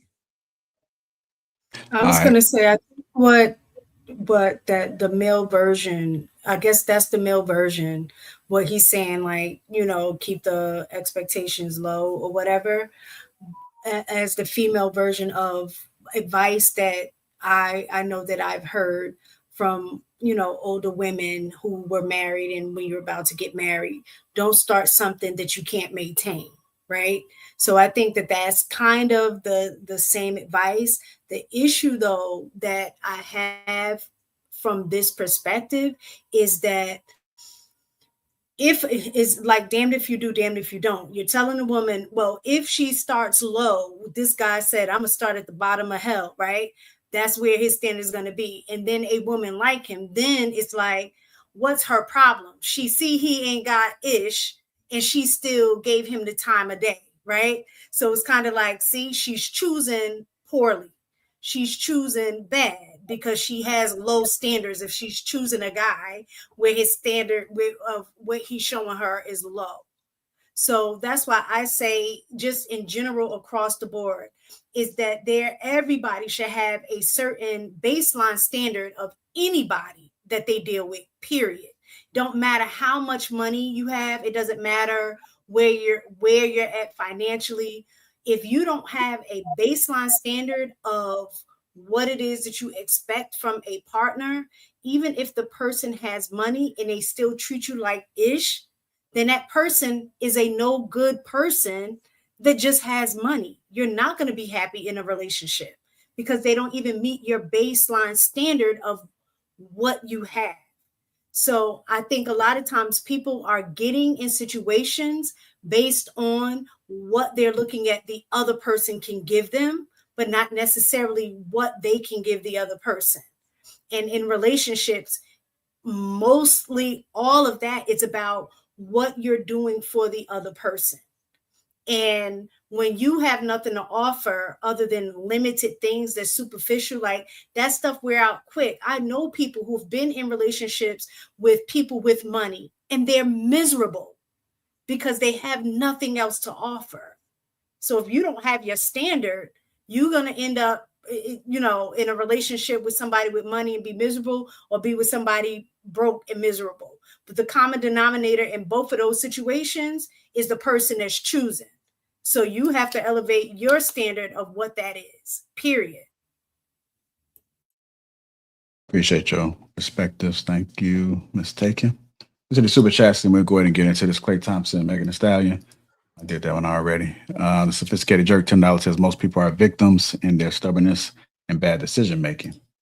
And we also have Leonard Elnix, something to think about, $5. A lot of women are more worried about collect material experiences. The date shouldn't be more important than getting to know the person on the date. I want to thank everybody who has contributed to the platform. All I'm asking for you guys, hit that like button and share it to somebody. Let's go ahead and get into this Megan Thee Stallion and Klay Thompson split. Got a couple videos from TikTok of their perspectives, and we'll go ahead and react to it. Here we go. I've been saw all of this coming. When this lady came out saying that the only reason they broke up was because he wanted to go public, but now all of a sudden he went public with Megan, flag on a play, flag on a motherfucking play. No, I'm not really surprised that this happened, because I feel like this is regular men for you, right? They say one thing to you and they do another thing with another woman. Okay. I'm more mad at y'all that was in the comments when this story came out. Y'all was delusional as fuck. Oh, she's just mad that he went back to black women. Oh, she's just mad because he don't like her. Oh, y'all need to just move on when stuff like this happen with men. Get a new one. And to me, I just felt like it was nothing wrong with her coming to us and telling us what happened. She was exposing a pattern. That's something that this man probably does quite often. He probably gets with women, lets them do all the girlfriend stuff, and then later on throws in a, oh, I'm not ready though for a commitment. After he done already been sleeping with you how long, getting whatever from you for how long. Do we believe her now? Do we believe her now? She wasn't just bitter. She was trying to expose a pattern that he is now displaying again. Like she just said, so you cheating, and now all of a sudden you got cold feet. After all these cooking videos, after me giving you probably the fucking Gawk 3000, now you have questions? That lady was exposing his pattern and we all ignored it. I think we owe her an apology.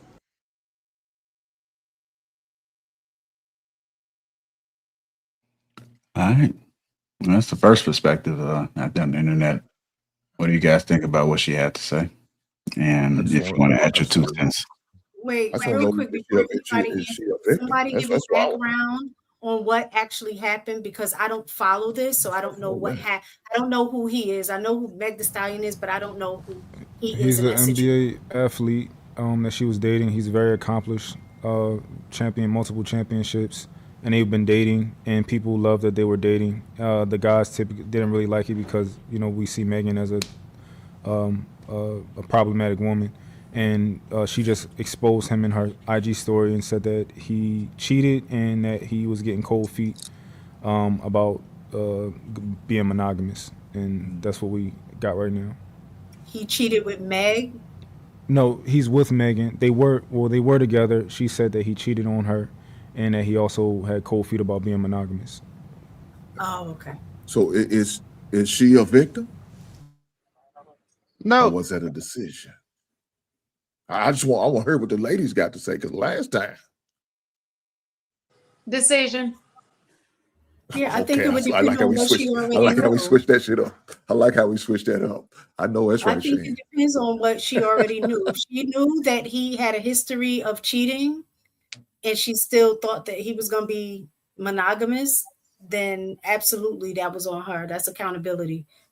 The lady in the clip just cited his ex-girlfriend and what she said about him. Everybody knew what type of time Klay Thompson was on. Like everybody knew. But again, free Tory Lanez. And two, I guess that WAP ain't whopping no more. Cause Klay Thompson just turned her into the other weak, whack ass bitches that she raps about. Like she is the person she's beefing with now. Every name she's called another female rapper or a dumb woman talk about yo nigga cheat and if you with him and this is because of what you get because you trash. He just made her the punchline of all of her own jokes. Shout out to that nigga. I'm torn between, like, obviously when you observe the situation, cheating on somebody who you have some sort of agreement with, even if it's handshake, is wrong. However, I don't feel that way in my soul. Like I don't feel like I don't know. Maybe like somewhere inside of me, it's like this should have never been a relationship anyway. And no matter how he got out of it, like I'm glad he out of it. And another part of me is like, or we see Megan as a hoe, and you was never supposed to have a good man regardless. So maybe that's why I feel like this type. Maybe that's how like I don't feel upset about this. But logically speaking, he shouldn't have did that. So you know, I just wish that she would have fought his ass. I feel like that would have. Hey, well, shout out to Mont for showing that whole grace. Shout out to you, Mont. Go ahead, Bo. Bo, I got the hand raised. Go ahead, Bo. I'm confused. I don't know. Maybe it's just me. I don't understand how Megan is the hoe. Like I don't know. Y'all might know something I don't. I just never knew her to be a hoe, but I also be staying out of celebrities' business. But also, are we saying that if someone has like this, why if a man specifically has been known to cheat, so that means that we're not gonna date him ever, right? Because they're not gonna change. They're just gonna always be a cheater. No, is that what you're saying? That's like J-Lo. Like wait, what has J-Lo substantiated in any relationship that she's here you had? go. Watch this. No, that's not what we're saying, Bo. But what we're saying is this: if you're a snake owner and your snake has never bitten you, but you know that motherfucker's still a snake, you can't be surprised when he does. It's documented that Klay Thompson gets bitches and does this exact thing that he did to her. Like it's a large group of women who have came out and told the Klay Thompson story. This isn't new. So if a nigga is known for doing a thing and then you get with a nigga and he does that thing, you're the stupid one for thinking that, oh my God, I thought he would never do that same thing he did to the other 18 bitches to me. But I'm saying, like, I get that, right? Because I've heard like some rumblings of like Klay Thompson's wild past or whatever, the parties and the women and all of that. Like I've heard a little bit of that. And I was concerned because I was like, girl, if you know that, why are you? Because what is it about him now that is telling you that he's going to be different? So, like, was he doing something to show himself differently to her? Was he still having those wild parties? Like, what were the markers for this? And so then I don't disagree with you. I'm just saying, like, is that what we're saying? Because if you have this wild past, but eventually you like to settle down, do we still never trust you? So like that's all I'm saying. Like I'm not that question was really not to be like combative. I wasn't insinuating anything. I was genuinely curious about it. We didn't take it I didn't take it that way. But again, look at what she is. Like, would anybody have been mad if somebody cheated on Lil Kim, Foxy Brown, J-Lo, or all of these other women who are known to just be, you know what I'm saying, female, you know, we call them man eaters? Like, and then two, Meg is known to be a cheater herself. So like, no disrespect, but again, if you a street nigga and some street shit happen to you, I don't feel bad for you. If you a hoe and some hoe shit happen to you, I don't feel bad for you. Megan and Klay is the latter. She thought that he was gonna be the first non-street nigga she got with, and that he was gonna be on all that like L7 square shit. not knowing that, you know what I'm saying, that Klay Thompson at the end of the day is still him and is still more famous in a lot of circles than she is. So all that the money she has, she's probably the most financially secure woman he's dated. But at the end of the day, that's still Klay Thompson. 4-ring Klay Thompson. Going to the Hall of Fame, Klay Thompson. Like, he's Klay Thompson, and she's just Megan Thee Stallion. Like, I don't think that anything that happened between them, they got what they got. She got bags and cars. He got a really expensive watch. He fucked other bitches, and now she's mad. Like, so? I think realistically, you know, people do change, and maybe he was showing her some different things than what she heard. Like, for example, he went public with her, no problem, and it was doing a lot of things. So if he had a pattern of not going public, maybe that's like where she kind of was like, maybe I am different. So maybe it did seem like a little bait and switch of he's treating me like I'm different, and then was, oh shit, I'm not different. So I don't know. Klay Thompson is, you Google Klay Thompson girlfriend and see how many different results you get. Klay Thompson go public with everybody. Like, one thing Klay Thompson gonna do is show up to the function with a bitch on his arm. If not, if at least just one. Like, okay, I didn't know that. He's just quiet. He ain't never been in no mess until he got with her. I don't think any of us have said Klay Thompson more than once in a day until we had this show today. And it's because of the girl he was with that, you know, typical with, no, sorry, black women, but black women, when something go wrong in their relationship, they take it to the fucking internet. They don't want to keep that shit to themselves and hold the L. They want to go and villainize the nigga for doing what that she knew she should have known the nigga was gonna do. And in his not in his defense, but Klay Thompson was dating non-black women a lot of the time.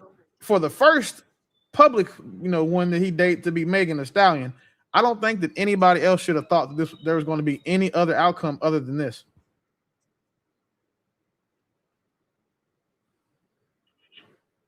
I think this just destroys the fantasy that most common women have. It's not a shock. I don't know extensively about Klay, but I just think that it's a fallacy that women believe that you're gonna get a man of notoriety, whether you're famous yourself, whether you're regular, and you're gonna be able to keep him all to yourself. I think that that's just foolishness. If you are with someone of prominence, cheating Drake said it got the cars, the clothes, and the hoes. That's like the success package. It comes with it. So I don't even know why women get on the internet and like, oh my God, he cheated. Like, we know who he is. He's famous. That comes with it. You don't want to be cheated on. You probably want to get with someone who nobody knows, or maybe someone who's a little bit more simple. Not, I just don't understand. It just always blows my mind. Like, there's so many men that would be with women and never cheat or never even break stride, but they don't like him. They don't like him. He doesn't have the appeal. It's interesting to me. I don't get it. So I don't feel bad for her. Just look at it this way. For any of the ladies on the panel, would y'all feel bad for me if I went and dated like one of these hyena bitches in the comments, and then y'all saw me talking about how they did some hyena bitch shit to me? Like, would y'all feel bad for me knowing that I knew the bitches were hyena bitches, but then when I get bit by the hyena bitches, would you feel bad? The answer is emphatically no. Why do you feel bad for her? Because she's the sisterhood, because y'all are women and y'all just want to take up y'all, it's like in your DNA to absolve black women of anything they do wrong or anything like, for any type of accountability? Or is it because you feel bad for her because she got cheated on? Even though she raps about taking other bitches' niggas, she raps about cheating, she raps about how good her vagina is and how good vagina niggas not going nowhere. But now, because it's, one of your role models, it's the ratchet Beyonce bitch. Now you guys want to, take up and go up in arms because Meg Thee Stallion got cheated on. Question, Willie, how do you? How would you feel if she cheated on Klay? How would you feel about what would you tell Klay? I would tell him the same shit, nigga. You was dating Megan the fucking Stallion. Like, what did you expect? Like, these niggas get with these promiscuous ass women and expect fucking schoolgirls from them. That's ridiculous. So we would have told him the same shit. Actually, we probably would have been a lot more direct or mean about what we said to him. He's a man. So, we can roast a man for filth and y'all won't say shit. But it's already gonna be people mad because we're talking so bad about her. But if you get with a hoe, she does hoe shit, nigga, that's on you. All right, speaking about people that are mad, let me go ahead and play this. Find the Megan Thee Stallion and Klay Thompson breakup to be somewhat poetic. So Megan Thee Stallion outed Klay Thompson and said that he was cheating, right? And before you red pill niggas say any fucking thing, don't, because I'm on y'all fucking head right now. Remember when Klay and Megan first got together, the red pill niggas was getting on here talking about, she ain't your girl, it's just your turn, and all of that stuff, demeaning Megan Thee Stallion, talking about her character, acting like she was the one to watch out for in the relationship, like, who want to be with a Megan Thee Stallion? The men were getting on here acting like Klay Thompson was the prize, right? And that's because they want to fuck Klay, but that's for a different video for a different day. This just proves that a good man is still worse than the average woman, or even the women that y'all think are below average. Because y'all was up here, you red pill motherfuckers was up here trying to act like Megan Thee Stallion was a below average woman, which is laughable on any level, physically, mentally, financially, on whatever fucking level. Megan Thee Stallion is anything but average or below average. You know what I'm saying? Like, she is fucking way higher than average, right? But her character is that of an average woman. I think Megan Thee Stallion's character is that of an average woman. That is what I would expect from an average woman, the way that Megan Thee Stallion acts. And that's no slight to Megan Thee Stallion, and that's no knock on the average woman. I think that the average woman has a shit ton of integrity, and the average man, or in this case, the way above average man, the high value man, still has far less integrity, still has far worse character than the average woman. So when we say that, the best man is an average woman, and I told y'all before, I don't even think that that's true. This is what I'm talking about. The average man, a high value man isn't even as good as an average woman. A high value man will still abuse. He will still cheat. He will still fuck it up. With all the money in the world, with all the resources in the world, with all the opportunities in the world to do the right thing, he will somehow find a way to do the wrong thing. That is the moral of the story. All right, before y'all say anything, Willie, take the person out of it. Nope. Speak about what he said, and if you agree or disagree. If you take the person out of it, that takes away from his entire point. Because again, you got a stay-at-home dad that is an average woman talking about above average men treating average women poorly. Like that has to be spoken to. That we can't get past that. But to the overarching point, no, he's wrong as shit. Because again, men and women aren't equal at all. Nothing about us is equal in a relationship. No, nothing is equal about us as far as when it comes to us having sex. So again, like, it's just no point if like we can't explain about the person talking about it. Because again, a stay-at-home dad would have this type of viewpoint because he has to be pro-women. His livelihood depends on it. Like, Jesus Christ, I'm just glad his fingernail's not painted today. Yeah, if he's basing it off, look, shout out to my favorite character that's on YouTube, the guy he looks up to the most. I know mine's about to speak highly of the brother. Hey, real quick, Hank, I just want you to know, we see you. Oh, whatever you're going through, this got you eating a bag of black jelly beans. You can call me, my brother. That's crazy. Okay. You can call me. I'm here. Man. That's wild. You can kiss my grits. No, you eat black potatoes. Probably rice. It's like probably dry rice or some shit. I'm cool. God damn. Why you gotta put my business out there like that? Oh, nigga, you put it on the screen. I thought those was M&Ms, and then you said they was black jelly beans. I was like, oh, this nigga is depressed. That's why we ain't seen you in a couple weeks. You know how bad I woke up like, damn, I got a craving for black liquor. I'm going through it. My wife is taking me through that. She feeds me black jelly beans. You over there eating black leather, like in bead form. That's crazy, bro. But I hope you get better, man. Whatever you need, just call me. Hey, man, it's better than what Mistaken was calling me, so I guess I can accept that. True. All right, go ahead. Mont, you there? You were showing out with technology today, brother. Okay, go ahead. No, what I was about to say was if he's basing integrity off of whether likelihood of cheating or not, then I guess maybe he's right. I think the average woman is probably less likely to cheat than a professional athlete. Even though I wouldn't necessarily base it solely off of that, but also that would mean that the average man has more integrity than a high volume man. If that's what he's saying, I think the average man is less likely to cheat than somebody of his stature. So yeah, if that's what he's basing it off, sure. But I wouldn't necessarily fully base it off of that. But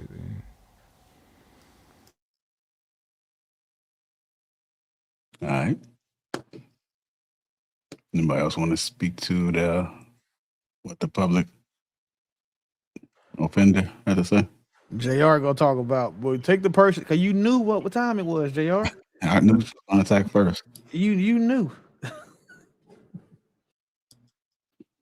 So I am a public offender listener for sure.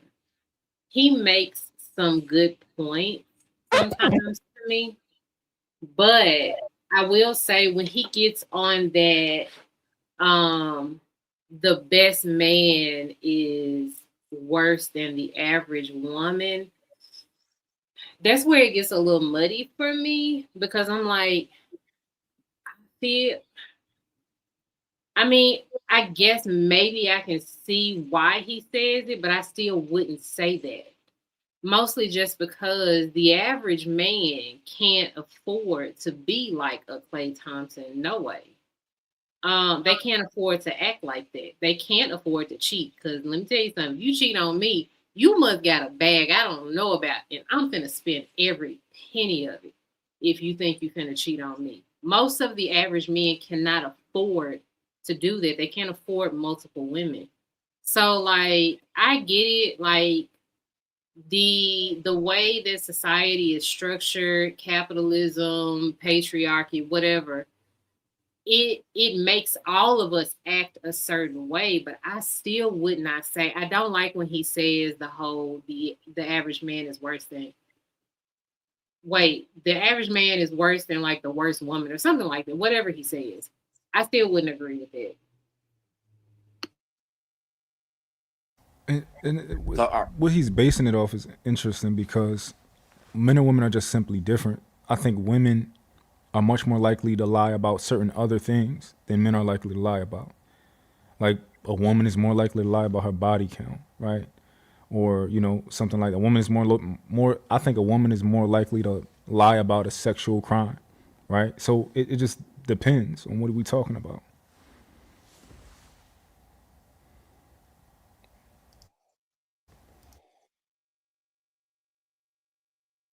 So are we saying that a man's economical position is what entitles him to debauchery? No. That's what your brother is saying. What we are saying is a man's financial level on average comes with certain things being more likely to happen. Niggas with money are more likely to get bitches. That's what we're saying. Now that's understandable. I think I heard Bo say the average man can't afford to cheat, and so I guess that's where it populated. Vagina is not expensive, so I think the average man can afford a couple $100. Shut up, Willie. So here's the thing.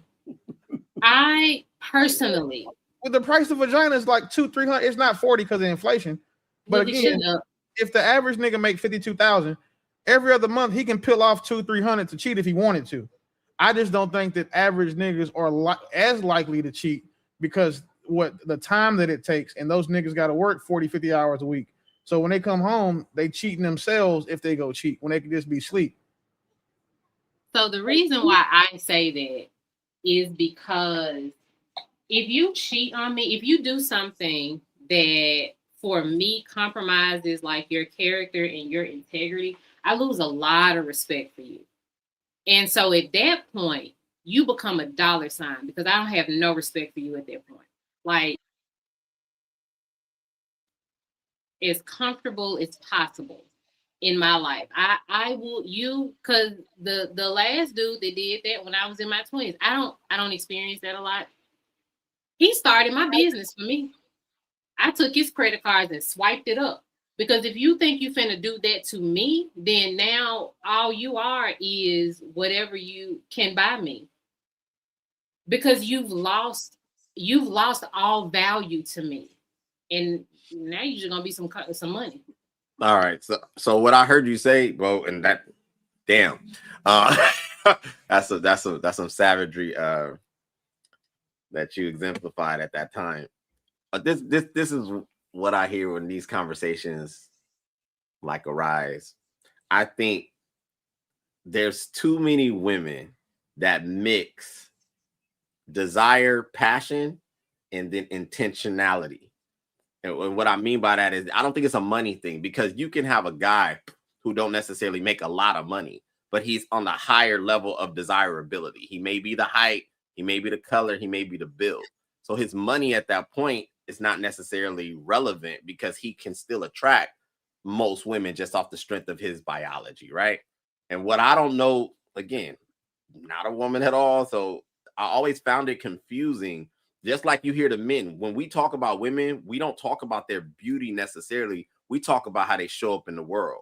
It's irrelevant how attractive she is. If her exposure level to certain things is vast, most dudes are already like, okay, she belongs in this bracket. She's too high risk, regardless of how she looks. But it seems like women don't do that. It seems like with women, they want to take the highest level of desirability, whether that's money, attraction, the vibes, the butterflies, whatever the hell. And then they want to put that man in a relationship that I would just say, I think that they're blending two things that don't belong together. It's like taking a lion and putting them in a backyard. Certain people don't belong in certain brackets. And so where does the conversations start to happen where we're teaching young girls or women alike that you need to know what you're really after? If you want a relationship, you probably want to pick someone who's low maintenance, is what I'll say. Because the guy that does all the things for you and in your, hearts of hearts, probably not going to be him, more than likely. That's why I don't like Tyler Perry movies. Because every time the dude is always smooth. He's a doctor. He makes a lot of money. His jawline is all strong. He's manicured. And you're like, where these dudes be at? That's not real. But that's what it seems like most women are aspiring to have. He's going to be Superman, and he's going to want me. Then he's going to buy me flowers. Then he's going to always know what to say. No. You need to go get Charles at the plant or Bobo at UPS. And if that man is sane and decent, build a relationship with him. What is wrong with that? God damn, can they have better names though? Like, I get it. My nigga can have a little patch that say his name right there, but fuck Charles and Bobo. God damn, can I get like a Dre or like I don't fucking know. I was gonna say to speak to what you were saying, because you were saying that when we have these conversations, it's about one thing when it should be about the other. But for me, I think a lot of times when we have these conversations, and I just wrote it down because I didn't want to lose my thought process, is that I think the bigger point, the point that's being missed in these conversations is that a lot of times the focus tend to turn on, well, men and women are different when we're having these conversations around cheating, right? But that isn't the issue. The sex, in terms of men and women, I'm talking about when I say sex, the sex is not the main issue. The main issue is character. And I think a lot of times we're talking about it, trying to say, well, men can get away with it, especially if, they have money, or, men are men, things like that. But character has no sex. So if you were a cheater with a whole lot of money and a cheater with no money at all, The bottom line is that your character is you can't be trusted to be in a relationship. And that is the same situation for a woman if she cheats, right? Because that is the bigger issue. So a lot of times when we're talking about foundations of relationships, foundations in a marriage, one of those things are trust, right? Honesty, sticking to what you say you're going to do. If you're presenting that you want to be married, automatically that kind of means that you're excluding all others. But then you get in these situations where you're claiming we're in a monogamous relationship and then you're not moving in that direction. That's the real issue. You can't excuse it by saying, well, because he has more money, he has more options, so he doesn't really have to do that. He still is a man with poor character. And that is the issue. Period. I don't think that's what maybe I didn't hear that, but I don't think that's what we're saying. Your points are valid. I think, and I said it moments ago, when men are vetting women, we vet them in a certain bracket. So, simple example. Typically, most men know that if I'm going to date this woman being a super curvaceous, maybe highly attractive individual, right? And then let's just pair and say that she's someone who does not mind showcasing these things online. That dude is not going to expect that woman to stop taking pictures and to stop wearing provocative crap. It would be stupid, but that's not what women do. Generally speaking, they go get the guy who showcases, not character, what just is his life, and then expect him to become someone completely different over the strength of the fact that we decided to share in a relationship. To me, it's kind of counterproductive. It's confusing. If you want someone who exemplifies those, I want character. I love the word, but I don't know if a better word to insert. Why not find a relational guy?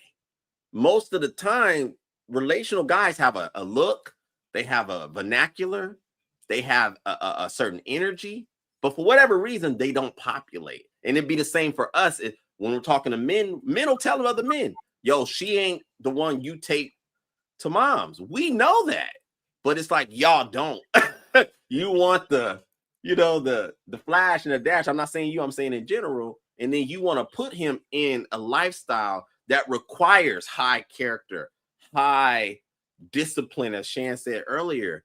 And I'm like, why not just go get that guy? But then you hear women say, well, I don't want to settle. I don't want to sell myself short. If the point of finding someone of quality is there, how are you selling yourself short if you're accomplishing the goal? And I'll land. We can't say that character is the same for men and women. I need to call Cap real quick. Sorry, Willie. Right. Because literally Thursday, after in the back chat, after the live had ended, we literally had a conversation about a man that met me wearing a certain thing, and then a year or two later wanting me to not wear the thing. Y'all do that. Also, men go, shut up, Willie. Men go after women who look a certain way and they try to fit them into the wife role.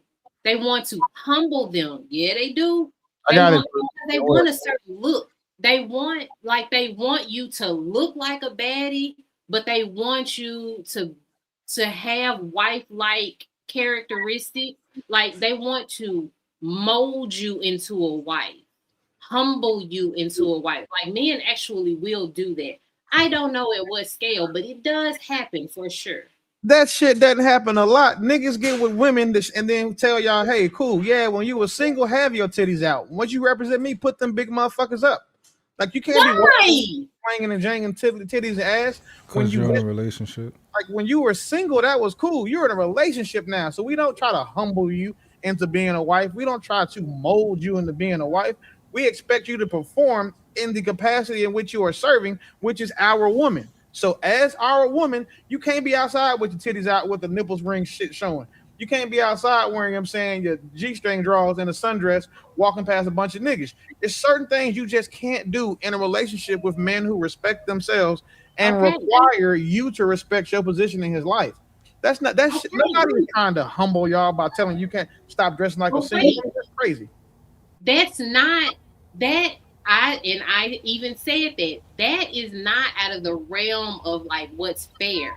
What's unfair is that you do not set those expectations when you get in that relationship. Hey, I know you like this dress, but only wear that with me. Like, I'm cool. Like, set expectations early. Don't let 2 years pass and be like, where you going with that on? Bitch, that's common sense. One, this is why, because this is how I know clearly now, y'all just don't know men. Men get more territorial as a relationship progresses, not less. So the more we like you, the more territorial we get. And then two, it should be common sense. You can't dress like you were single when you're in a relationship. The same way it should be common sense that once I get him, I can't fuck other bitches. Like, it's common sense, right? You didn't have to tell me not to go fuck other hoes. You didn't have to tell me to not spend money on other women while we going out eating shit. So like, it's certain things should be common sense to women with common sense. But like earlier, y'all said wait, it's not, because again, when you're single, you're advertised. That's why y'all dress like that. Like, it's because the dress is so long and it covers everything. I'm going to explain to you how. You don't have to have on tight clothes to be revealing. That's one of the things, especially unless you're a white woman, because they're typically not curvaceous. So like, for them, they have to, but for some of y'all who are blessed up top and down bottom, y'all can wear anything, and y'all can wear sweatpants and that shit can look crazy. Or you can have on a hoodie that's too small and like you got one big titty. Like, y'all can have stuff that's still gonna show your body type, even if it's not meant to do so.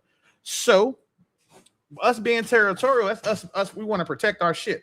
We're territorial about everything we're responsible for. That's why you don't have people in your home. You don't let people drive your car. You don't let people use your phone. Like, because you're territorial about these things, but you want to protect them. Us talking about you covering up your shit, and Buddy saying 2 years later the nigga didn't like you enough until then. That's when he decided to tell you, like, hey, cover them titties up. Like, shouldn't everybody know what your tattoo look like when we go to church today, or when we go to this dinner, or when we go to my friend's house? That's all he was saying. And that's a sign of protection for him. It's not because he's scared of losing you. It's not, well, you know what, man, if somebody else sees them big ass titties, I'm just gonna have to sit here and I'm not gonna have a girlfriend because she's gonna take my girl. That's not what the fuck we're thinking. We're thinking that those titties are mine and I don't want nobody else to play with them. When it comes to women, men are only children. We don't like to share. And in fairness to Bo, right, I think that her point is still valid. Of like, in a few years, you mean you ain't never had a problem with the outfit until today? Because I know me. He didn't care until then. Maybe, but that's not really reasonable, because I know me, that's early on. Like, you're going to know that, like, when I have an issue with the outfit, it goes off. Like, it's getting changed. So we don't have to address that later on. And, you know, I don't know. Because some guys do be chilling and they be lax for a little bit and then they switch up. You know, there's certain guys who be like, I don't care how my girl dressed. Yeah, all right, nigga. You say that now. Until he like her. Yeah. Like, I promise you, I've never in my life gave a fuck about what a girl wore that I was just fucking. Ever. Didn't care. Everybody else is saying that everybody else talk about they want to suck a fart out your ass. That's cool. I get to do it when I go home. I've never given a fuck about what she wore. But when she represented me and my last name, like when she represented me in spaces, like when people knew she was mine, that's when that shit matters, because you represent me when I'm not with you. So if you going out with your titties and I'm not around, niggas are gonna think that I'm tolerating that shit. And we all, as men, know we don't respect men who let their women dress like that. But Willie, can I ask you a question? Because you just brought up the point about the women being too close to hyenas. You can't tell the difference and all of that kind of hoes. Holes or whatever. So I guess the question is, can you see how confusing that can end up being with certain women? If you're like, I'm the type, I don't like, not you personally, but I mean men in general, that I like women to dress modest. I don't like this, I don't like that about a woman.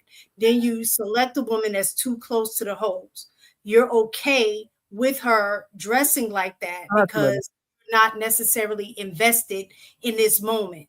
But then you end up really liking her, and now you're flipping the script. So for her, that's confusing. There's messaging that this is what you do like. Now all of a sudden you're trying to change it. So now is he trying to control me? right? So that's where those stair steps end up leading, and women, some women will get confused by the behavior of the man. The only women who get confused in situations are the ones that are terrible communicators and don't leave with curiosity. If a man switches up in a relationship and you don't ask him why he switched up or what changed, that's your fault. I guess I'll give some. Go ahead. Is she the terrible communicator, or is he? Because like what Mott was saying, a fair point was the fact that it was acceptable. So why am I going to ask questions in that moment? It's not acceptable now. 2 years and that's been okay, and now all of a sudden you're flipping the script. So wouldn't you initiate like, well, things changed? That's not how that works. Bo, we'll use Bo's situation. Bo's wearing this same dress with her ass out for. She got some pants with the ass cut out. She been wearing them. He ain't said shit about it. Then you go sit down. Then for a while, after a while, he says, "You know what? I don't want you wearing your ass out no more when we go to the Houston rodeo." Right? Bo is supposed to ask why, because he knows why, and it should be common sense as to why he doesn't want her to wear it. But since it's not, and she asked, the only time that it would be poor communication on his part is if she asked and he was like, "I don't know, I just can't explain it," or "I don't know, I just don't want you to," or he hit her with one of my favorites because I said so. Like, then it's a communication issue. But if something changes, it's on you to figure out why it changed. The same way it's on for a man to figure out why his wife used to come home and give him head 2 or 3 times a week, but now he got to ask for it. You should be asking because you're the one who doesn't have the information. She knows why she's not sucking his dick anymore. He doesn't, so he's the one that needs to go ask. Like, to be fair, you like what you said was like, I don't want you wearing that, would deserve a question. But where you going with that on? I think that's a joke. If you say, I don't want you wearing that, I'm uncomfortable with you wearing it, that's fair. That is a good, like, I can get that. Let me ask why. But to look at me like that, like to look at me and be like, where do you think you're going with that on? Move up.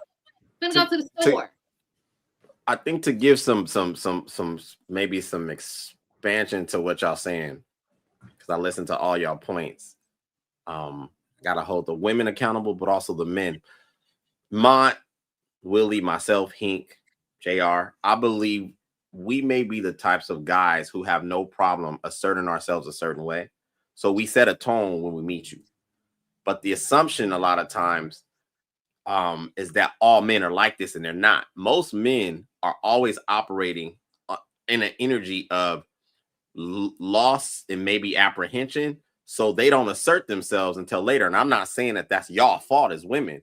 I'm saying that I think to say, well, set the tone up front so I know who I'm dealing with, that's to assume that he's comfortable with that.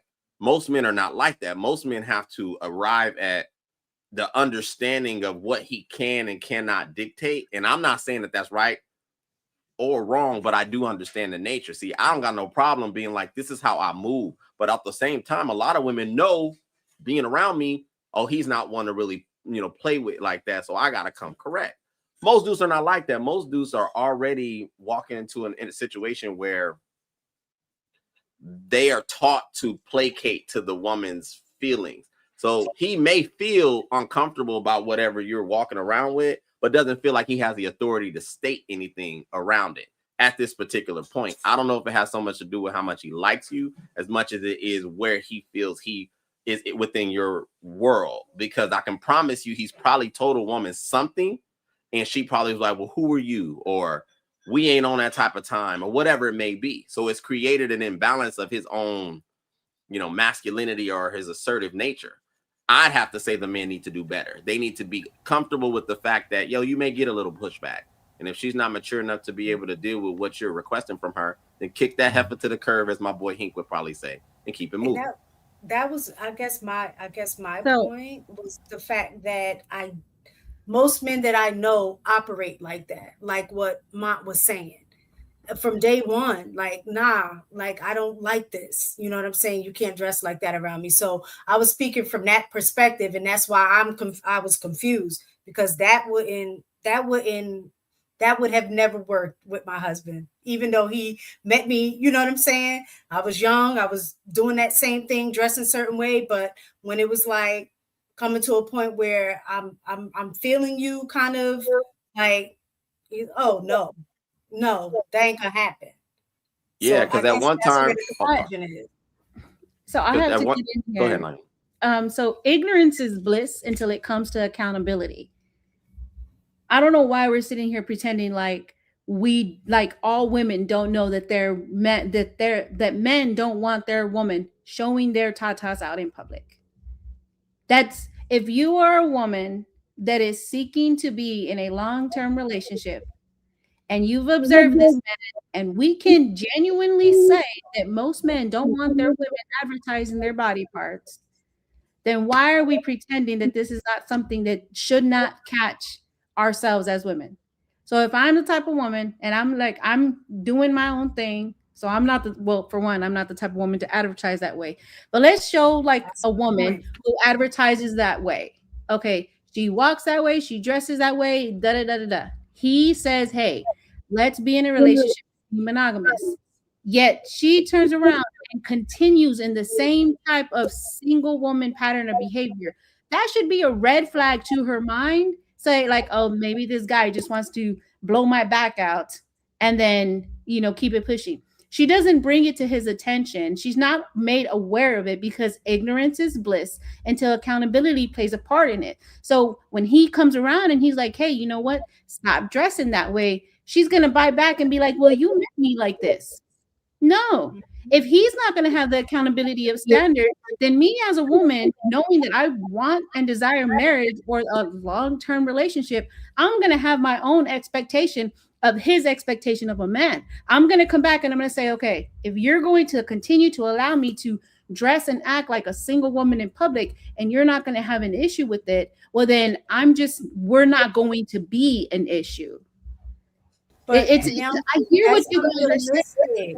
That's unrealistic. I hear what you're saying, but we can't sit here and think like we're all women walking around like airheads. Well, Naomi, we can't. But what I'm saying where it's unrealistic, especially like, okay, so again, I work in high school, in a high school setting. So I'm seeing those are youth. No, let's not talk about youth. Let's talk about hold on, because it's general.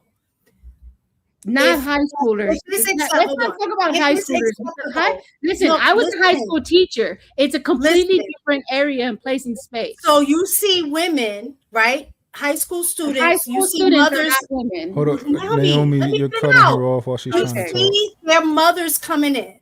The mothers are dressed just like their daughters. So you have the adults. So when girls, what I would say, are groomed in terms of dressing provocative, right? So that was what I was getting at. So you have girls that are groomed or dressing provocative. Then you come in, you see their mothers are dressed the same way, which they're saying that this is okay. So they are dressing like this in mass, just in general. Every generation have the way that they, dress. Back in the day, men used to wear the bell bottoms with tight pants, right? So this is this generation of horror culture in terms of dress. So my thing is to expect a woman who have not been conditioned to dress a certain way, and this is the style of dress, dudes are okay with it. I've seen dudes with their women straight up dressed like that, where I'm doing a whole take like, yo, you okay with that?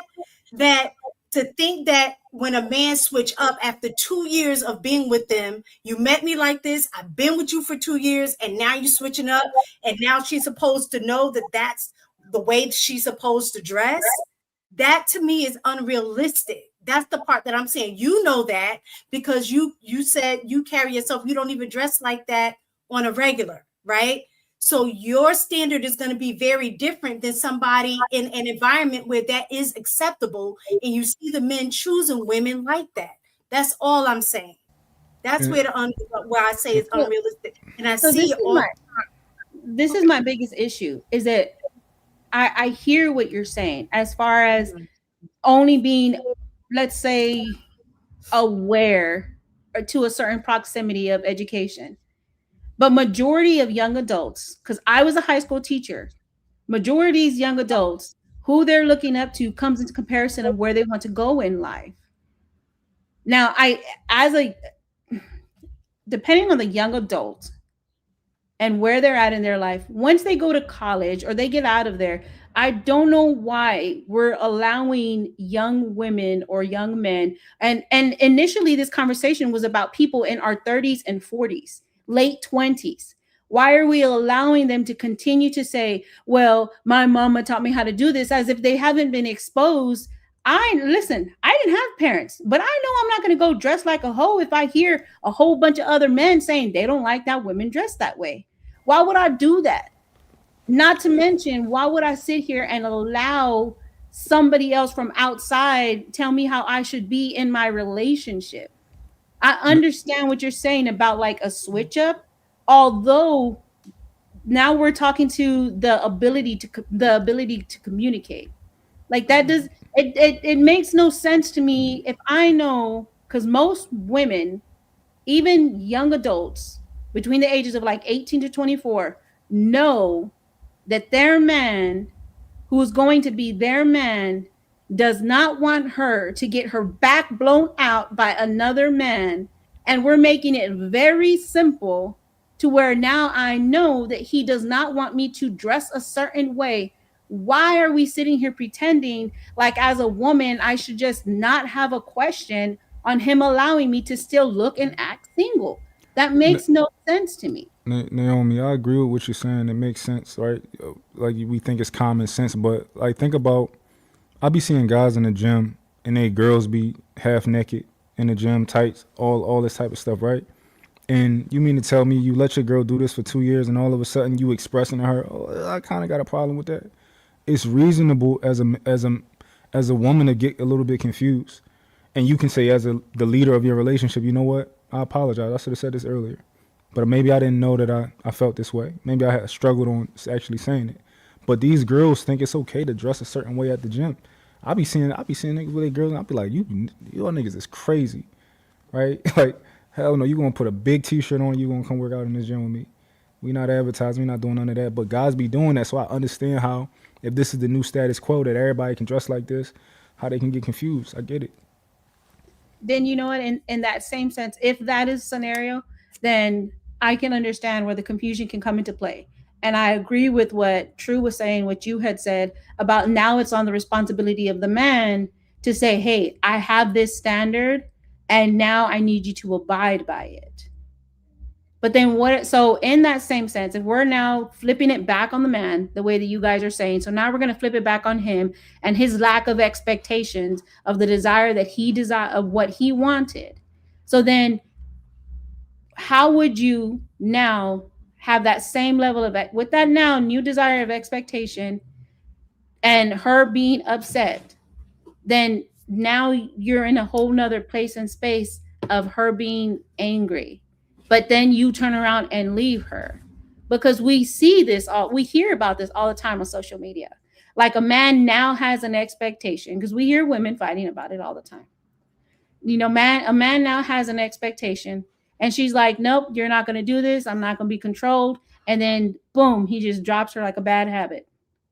So now how do you bring that? Because I can tell you right now, there are not a lot of men who are soft-spoken in their manner of communication with effectiveness the way that you guys are, generally by majority. So if I could just say, I think that we have taken this to the extreme of saying that a woman is dressed like a hoe and her man don't like. Of course no man likes when his woman is dressed like a hoe. Mini skirts and damn near all of her titties out. No woman of substance is dressing like that. And we are not talking about hoes who are just trying to be a hoe in their relationship. Literally, it's just men have a problem with maxi dresses, certain ones. I'm talking about just from here down to the floor. You can't even see my feet. Women are wearing those types of dresses. but it is because of the top of it. And it is not because it is a problem for another woman, but because I got big old boobs and a big old ass. There's the problem. But I also am not about to wear shirts necessarily up to my neck because I got big boobs and I don't want to look like I got boobs long as Poplar. I'm not going to look unattractive, so I wear certain things, and sometimes that comes with a low neck cut. Women who are curvy have to wear certain things so that when you have a big chest, it makes you look big. And so to minimize that, you wear certain things. And so sometimes men are uncomfortable with it, and I get that, and I will just wear something higher up, but definitely not up to my neck. So like, there are adjustments, but every woman who wears something that a man does not like is not dressing like a hoe. And we have to stop using these extremes when we're talking about this. Like, it's like we have conversations with the things that are in our heads and not allowing anything else to exist. So something can be very innocent, and something is not necessarily like inappropriate, but a man is not comfortable with it. And then a conversation can be had if the man just verbalizes it to their woman in a way that she can understand. Because talking about where you going with that, every woman is not going to receive that the same. Because I thought that he was just joking. Because I'm like, bro, you know how many times I wore these dresses? I got 1,000 of these things waiting for me in the summertime. I'm gonna wear one tomorrow. So I'm just like, if you say I'm uncomfortable with that, I'm like, okay, now I have a real concern. Why? Tell me more. But it's the way they communicate. And also you have to understand that women want to dress the way they want to dress. I am mostly a modest dressing person. I don't have ass out. I don't have just, boobs hanging. It's just not what I do. So we have to be more realistic and let other things exist in our minds other than like up to here or hoe. Like it's a lot of in between. So what's the purpose of a woman who's in a relationship to wear some shit like that? What's the purpose for that? Other than you trying to get another man's attention. So now I got to evaluate you and myself. Because you showing off because you looking for the attention of another man. This is the reason why you wearing these revealing type outfits. Yeah, that's a problem for me. My wife can't go to no beach and wear a thong. The fuck you want to show your cheeks for? What man is you trying to get your attention? Are you trying to get attention of another man? Why are you wearing your dress? You got side boobs are showing. What's the hell's going on? Now I got to look at myself. Why am I allowing this to happen? When I seen her start to get dressed, what the hell is we wearing? I'm not going to embarrass you while you're out. I'm going to bring it to your attention before you step out that goddamn door. Mm-hmm. I'm not going to wait until she walks outside. No, I'm not. And I see a picture. Bullshit. What are you doing? And if you want to wear that, it's obvious there's another man out there attention you want, and it's not mine. So I got to release your ass back to the goddamn street, heifer. You don't belong to me no more. You belong to the world. So, Hank, do you think it is a man's responsibility to project that standard on who he's dealing with? Hell yeah. That's my point. I agree with you. And I think, Mont said that too. So what I'm saying is if there is a culture of women that are dressing seductive, and we can't say that that's not true. We see it all over TV. Each generation, it looked different in terms of what sexiness was. But women have always been used to sell products. When they're in sexy clothes of whatever that generation is. So the sexy thing and dressing like that, I think is the norm for whatever generation you're in. I just think now in this generation that we're currently in, I don't know if it can go any lower, right? in terms of what's acceptable and not acceptable. And if you're because I've seen both where fathers are in the home or have relationship with their child and allow them to wear certain things. I see it every day. Kids coming in with belly shirt, the girls coming in with belly shirts. The fact that the school feel like they can't say anything, they don't, enforce the dress code because so many kids are doing it that they're like, we got bigger fish to fry. Like literally, like I got into it with a student on a fire drill because her whole back stomach to the point where I saw her underwear, that I'm getting in a back and forth with her about covering up. I've seen where parents are at meetings and the dads are there and the kids are dressed like that. So I'm not exaggerating when I'm saying that they don't know the right from the wrong. Even when you're talking about somebody in their 30s, my daughter, she's in her 30s. This started when she was in high school. So if you have generation after generation of kids that are dressing like this, to think that they're going to know to do better when they're in a relationship, when all of the relationships that they've been in, that has been an acceptable standard. They don't have a dad that's telling them, no, you're not dressing like that. The mama is looking the same way. And then to say that it's supposed to be common sense, like that doesn't make sense to me. And that goes to the same thing with even men not doing certain things because they're not taught.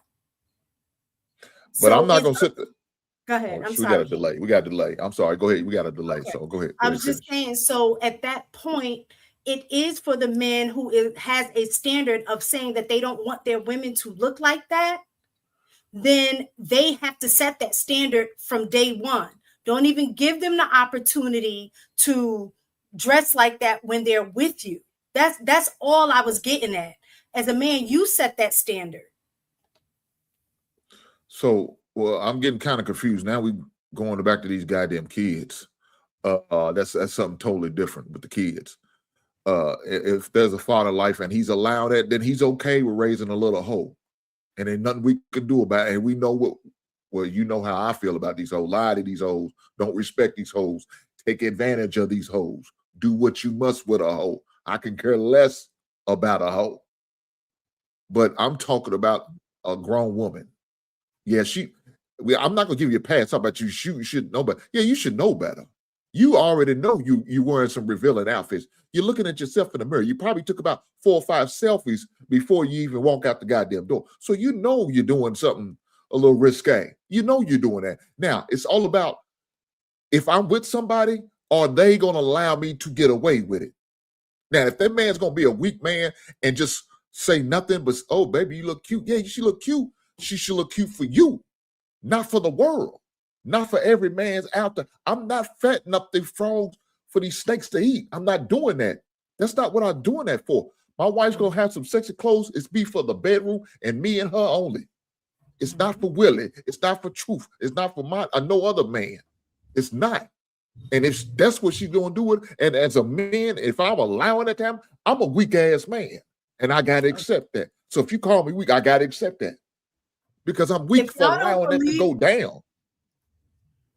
Because I know people really don't believe me and they think that because I'm reading in chats that I'm trying to make this up to make a point. Just go on Instagram and type in prom dresses. See all I'm saying is see what they have on. Yeah, I've seen a couple this weekend. You know what I'm saying? I'm not exaggerating at all. This has become this generation's norm, and you can't nobody check me. And I'm telling you, I see it. And when you're saying that it's a grown women, these girls grow up to become grown women. If nobody steps in to direct them a certain way, then they're going to think it's okay until somebody checks them. That's all I'm saying. I'm not making up excuses. I'm just pointing out facts because I see it on a regular. Yeah. So what I was accused when we got to talk about the kids. Yeah, I don't want to get into them kids. That's some more shit. Like you said, if a father's at the damn meeting where he's there and he's seeing this, well, he's a sorry ass father. Agreed. He to me, he's a sorry father for allowing that to go down because you know they're gonna sexualize your daughter once they walk through the. Unfortunately, you got some teachers that could possibly sexualize your daughters, men and women. There's some women that like women out here. I know y'all don't think that's the case, but they could be doing them kids, and that's dangerous. That's very dangerous. So hell no. I would not tolerate my daughter to be going to school like that. Now, if she found a way to sneak it out, go to a friend and have a friend deliver, I can't do it. But once I find out, we're going to address this. And then you have to reevaluate her friends. You don't need to be hanging with this stuff because, first of all, she's influencing you already because you're weak-minded, allowing her to convince you it's okay to wear this dress. And you know I don't tolerate that bullshit. It's crazy that we thought that Klay was going to be faithful to Megan when he cheated on Coco Jones too. Like, damn, god damn. Yeah, I know. I don't know what. I don't think any. I think everybody. Nice looking woman. Coco was a nice looking woman. And yeah, Megan didn't have a chance. Damn.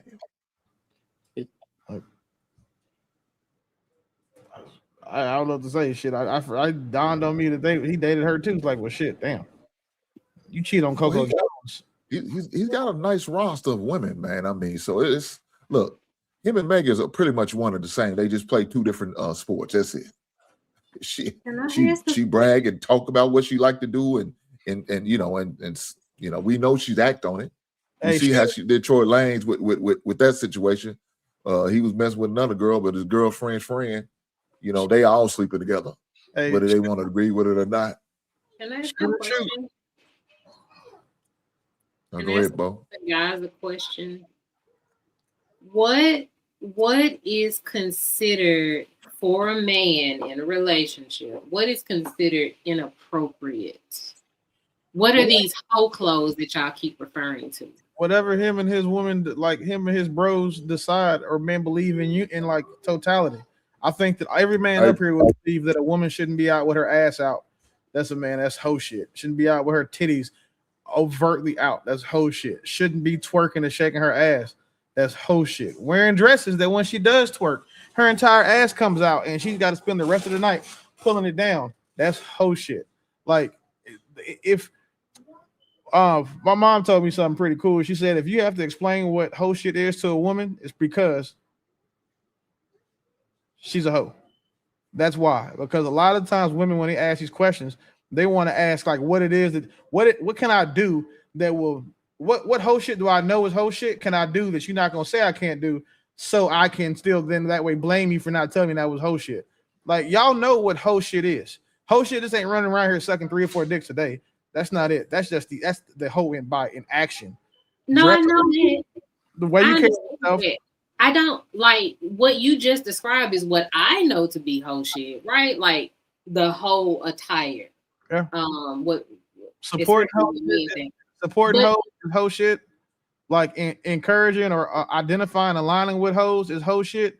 If you support a girl that you know is a hoe doing hoe shit, that's also hoe shit. Like, if I'm wrong, fella, tell me I'm wrong. I just was trying to figure it out. I mean, I agree so far. I don't wear inappropriate attire. So like when y'all say, yeah, you should have changed, I'm like, inappropriate means, listen, so you guys try to, not you personally, but I'm not going to say you're guilty of this, but there are a lot of women who come on this panel and intentionally misuse words when they know what we mean. And then they have the most extreme examples that they get hyperbolic with the words. When a man says what you are wearing is inappropriate, it means it is inappropriate for who you are to him. Like, I guess we got to start saying the quiet part out loud since it's not understood.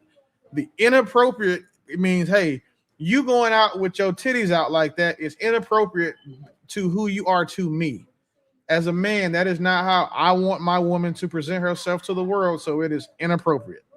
It is something that is taking away from your respect for me and how you view me, your perception of me in public. A guy, if say we were married and we went out the house and you had your titties and ass out, niggas who don't know me are gonna think that one, you going, or two, when you tell them you got a man, they gonna think you don't respect me because your titties and ass are out. Like, I understand sometimes women want to feel good when they leave, like they just want to look good. And it's sad that so many of y'all have to be naked to look good, but hey, that's a whole separate conversation.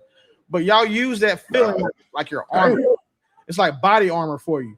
Like where you go out, look good, feel good. And it's not even for other men. For good women, it's only like that for the hoes. But for good women, they want to go out and feel and look good too. But there's a way you can do that and be classy. And what's sad is so many of y'all are ignorant to how you can look good and still be covered and be classy. Because again, a majority of women aren't ladies. They just are women.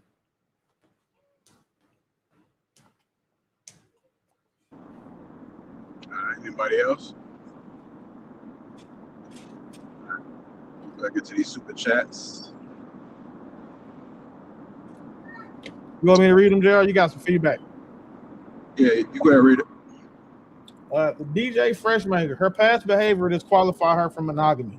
A man with status and a clean rep is less likely to take that on, expecting lady treatment is illogical.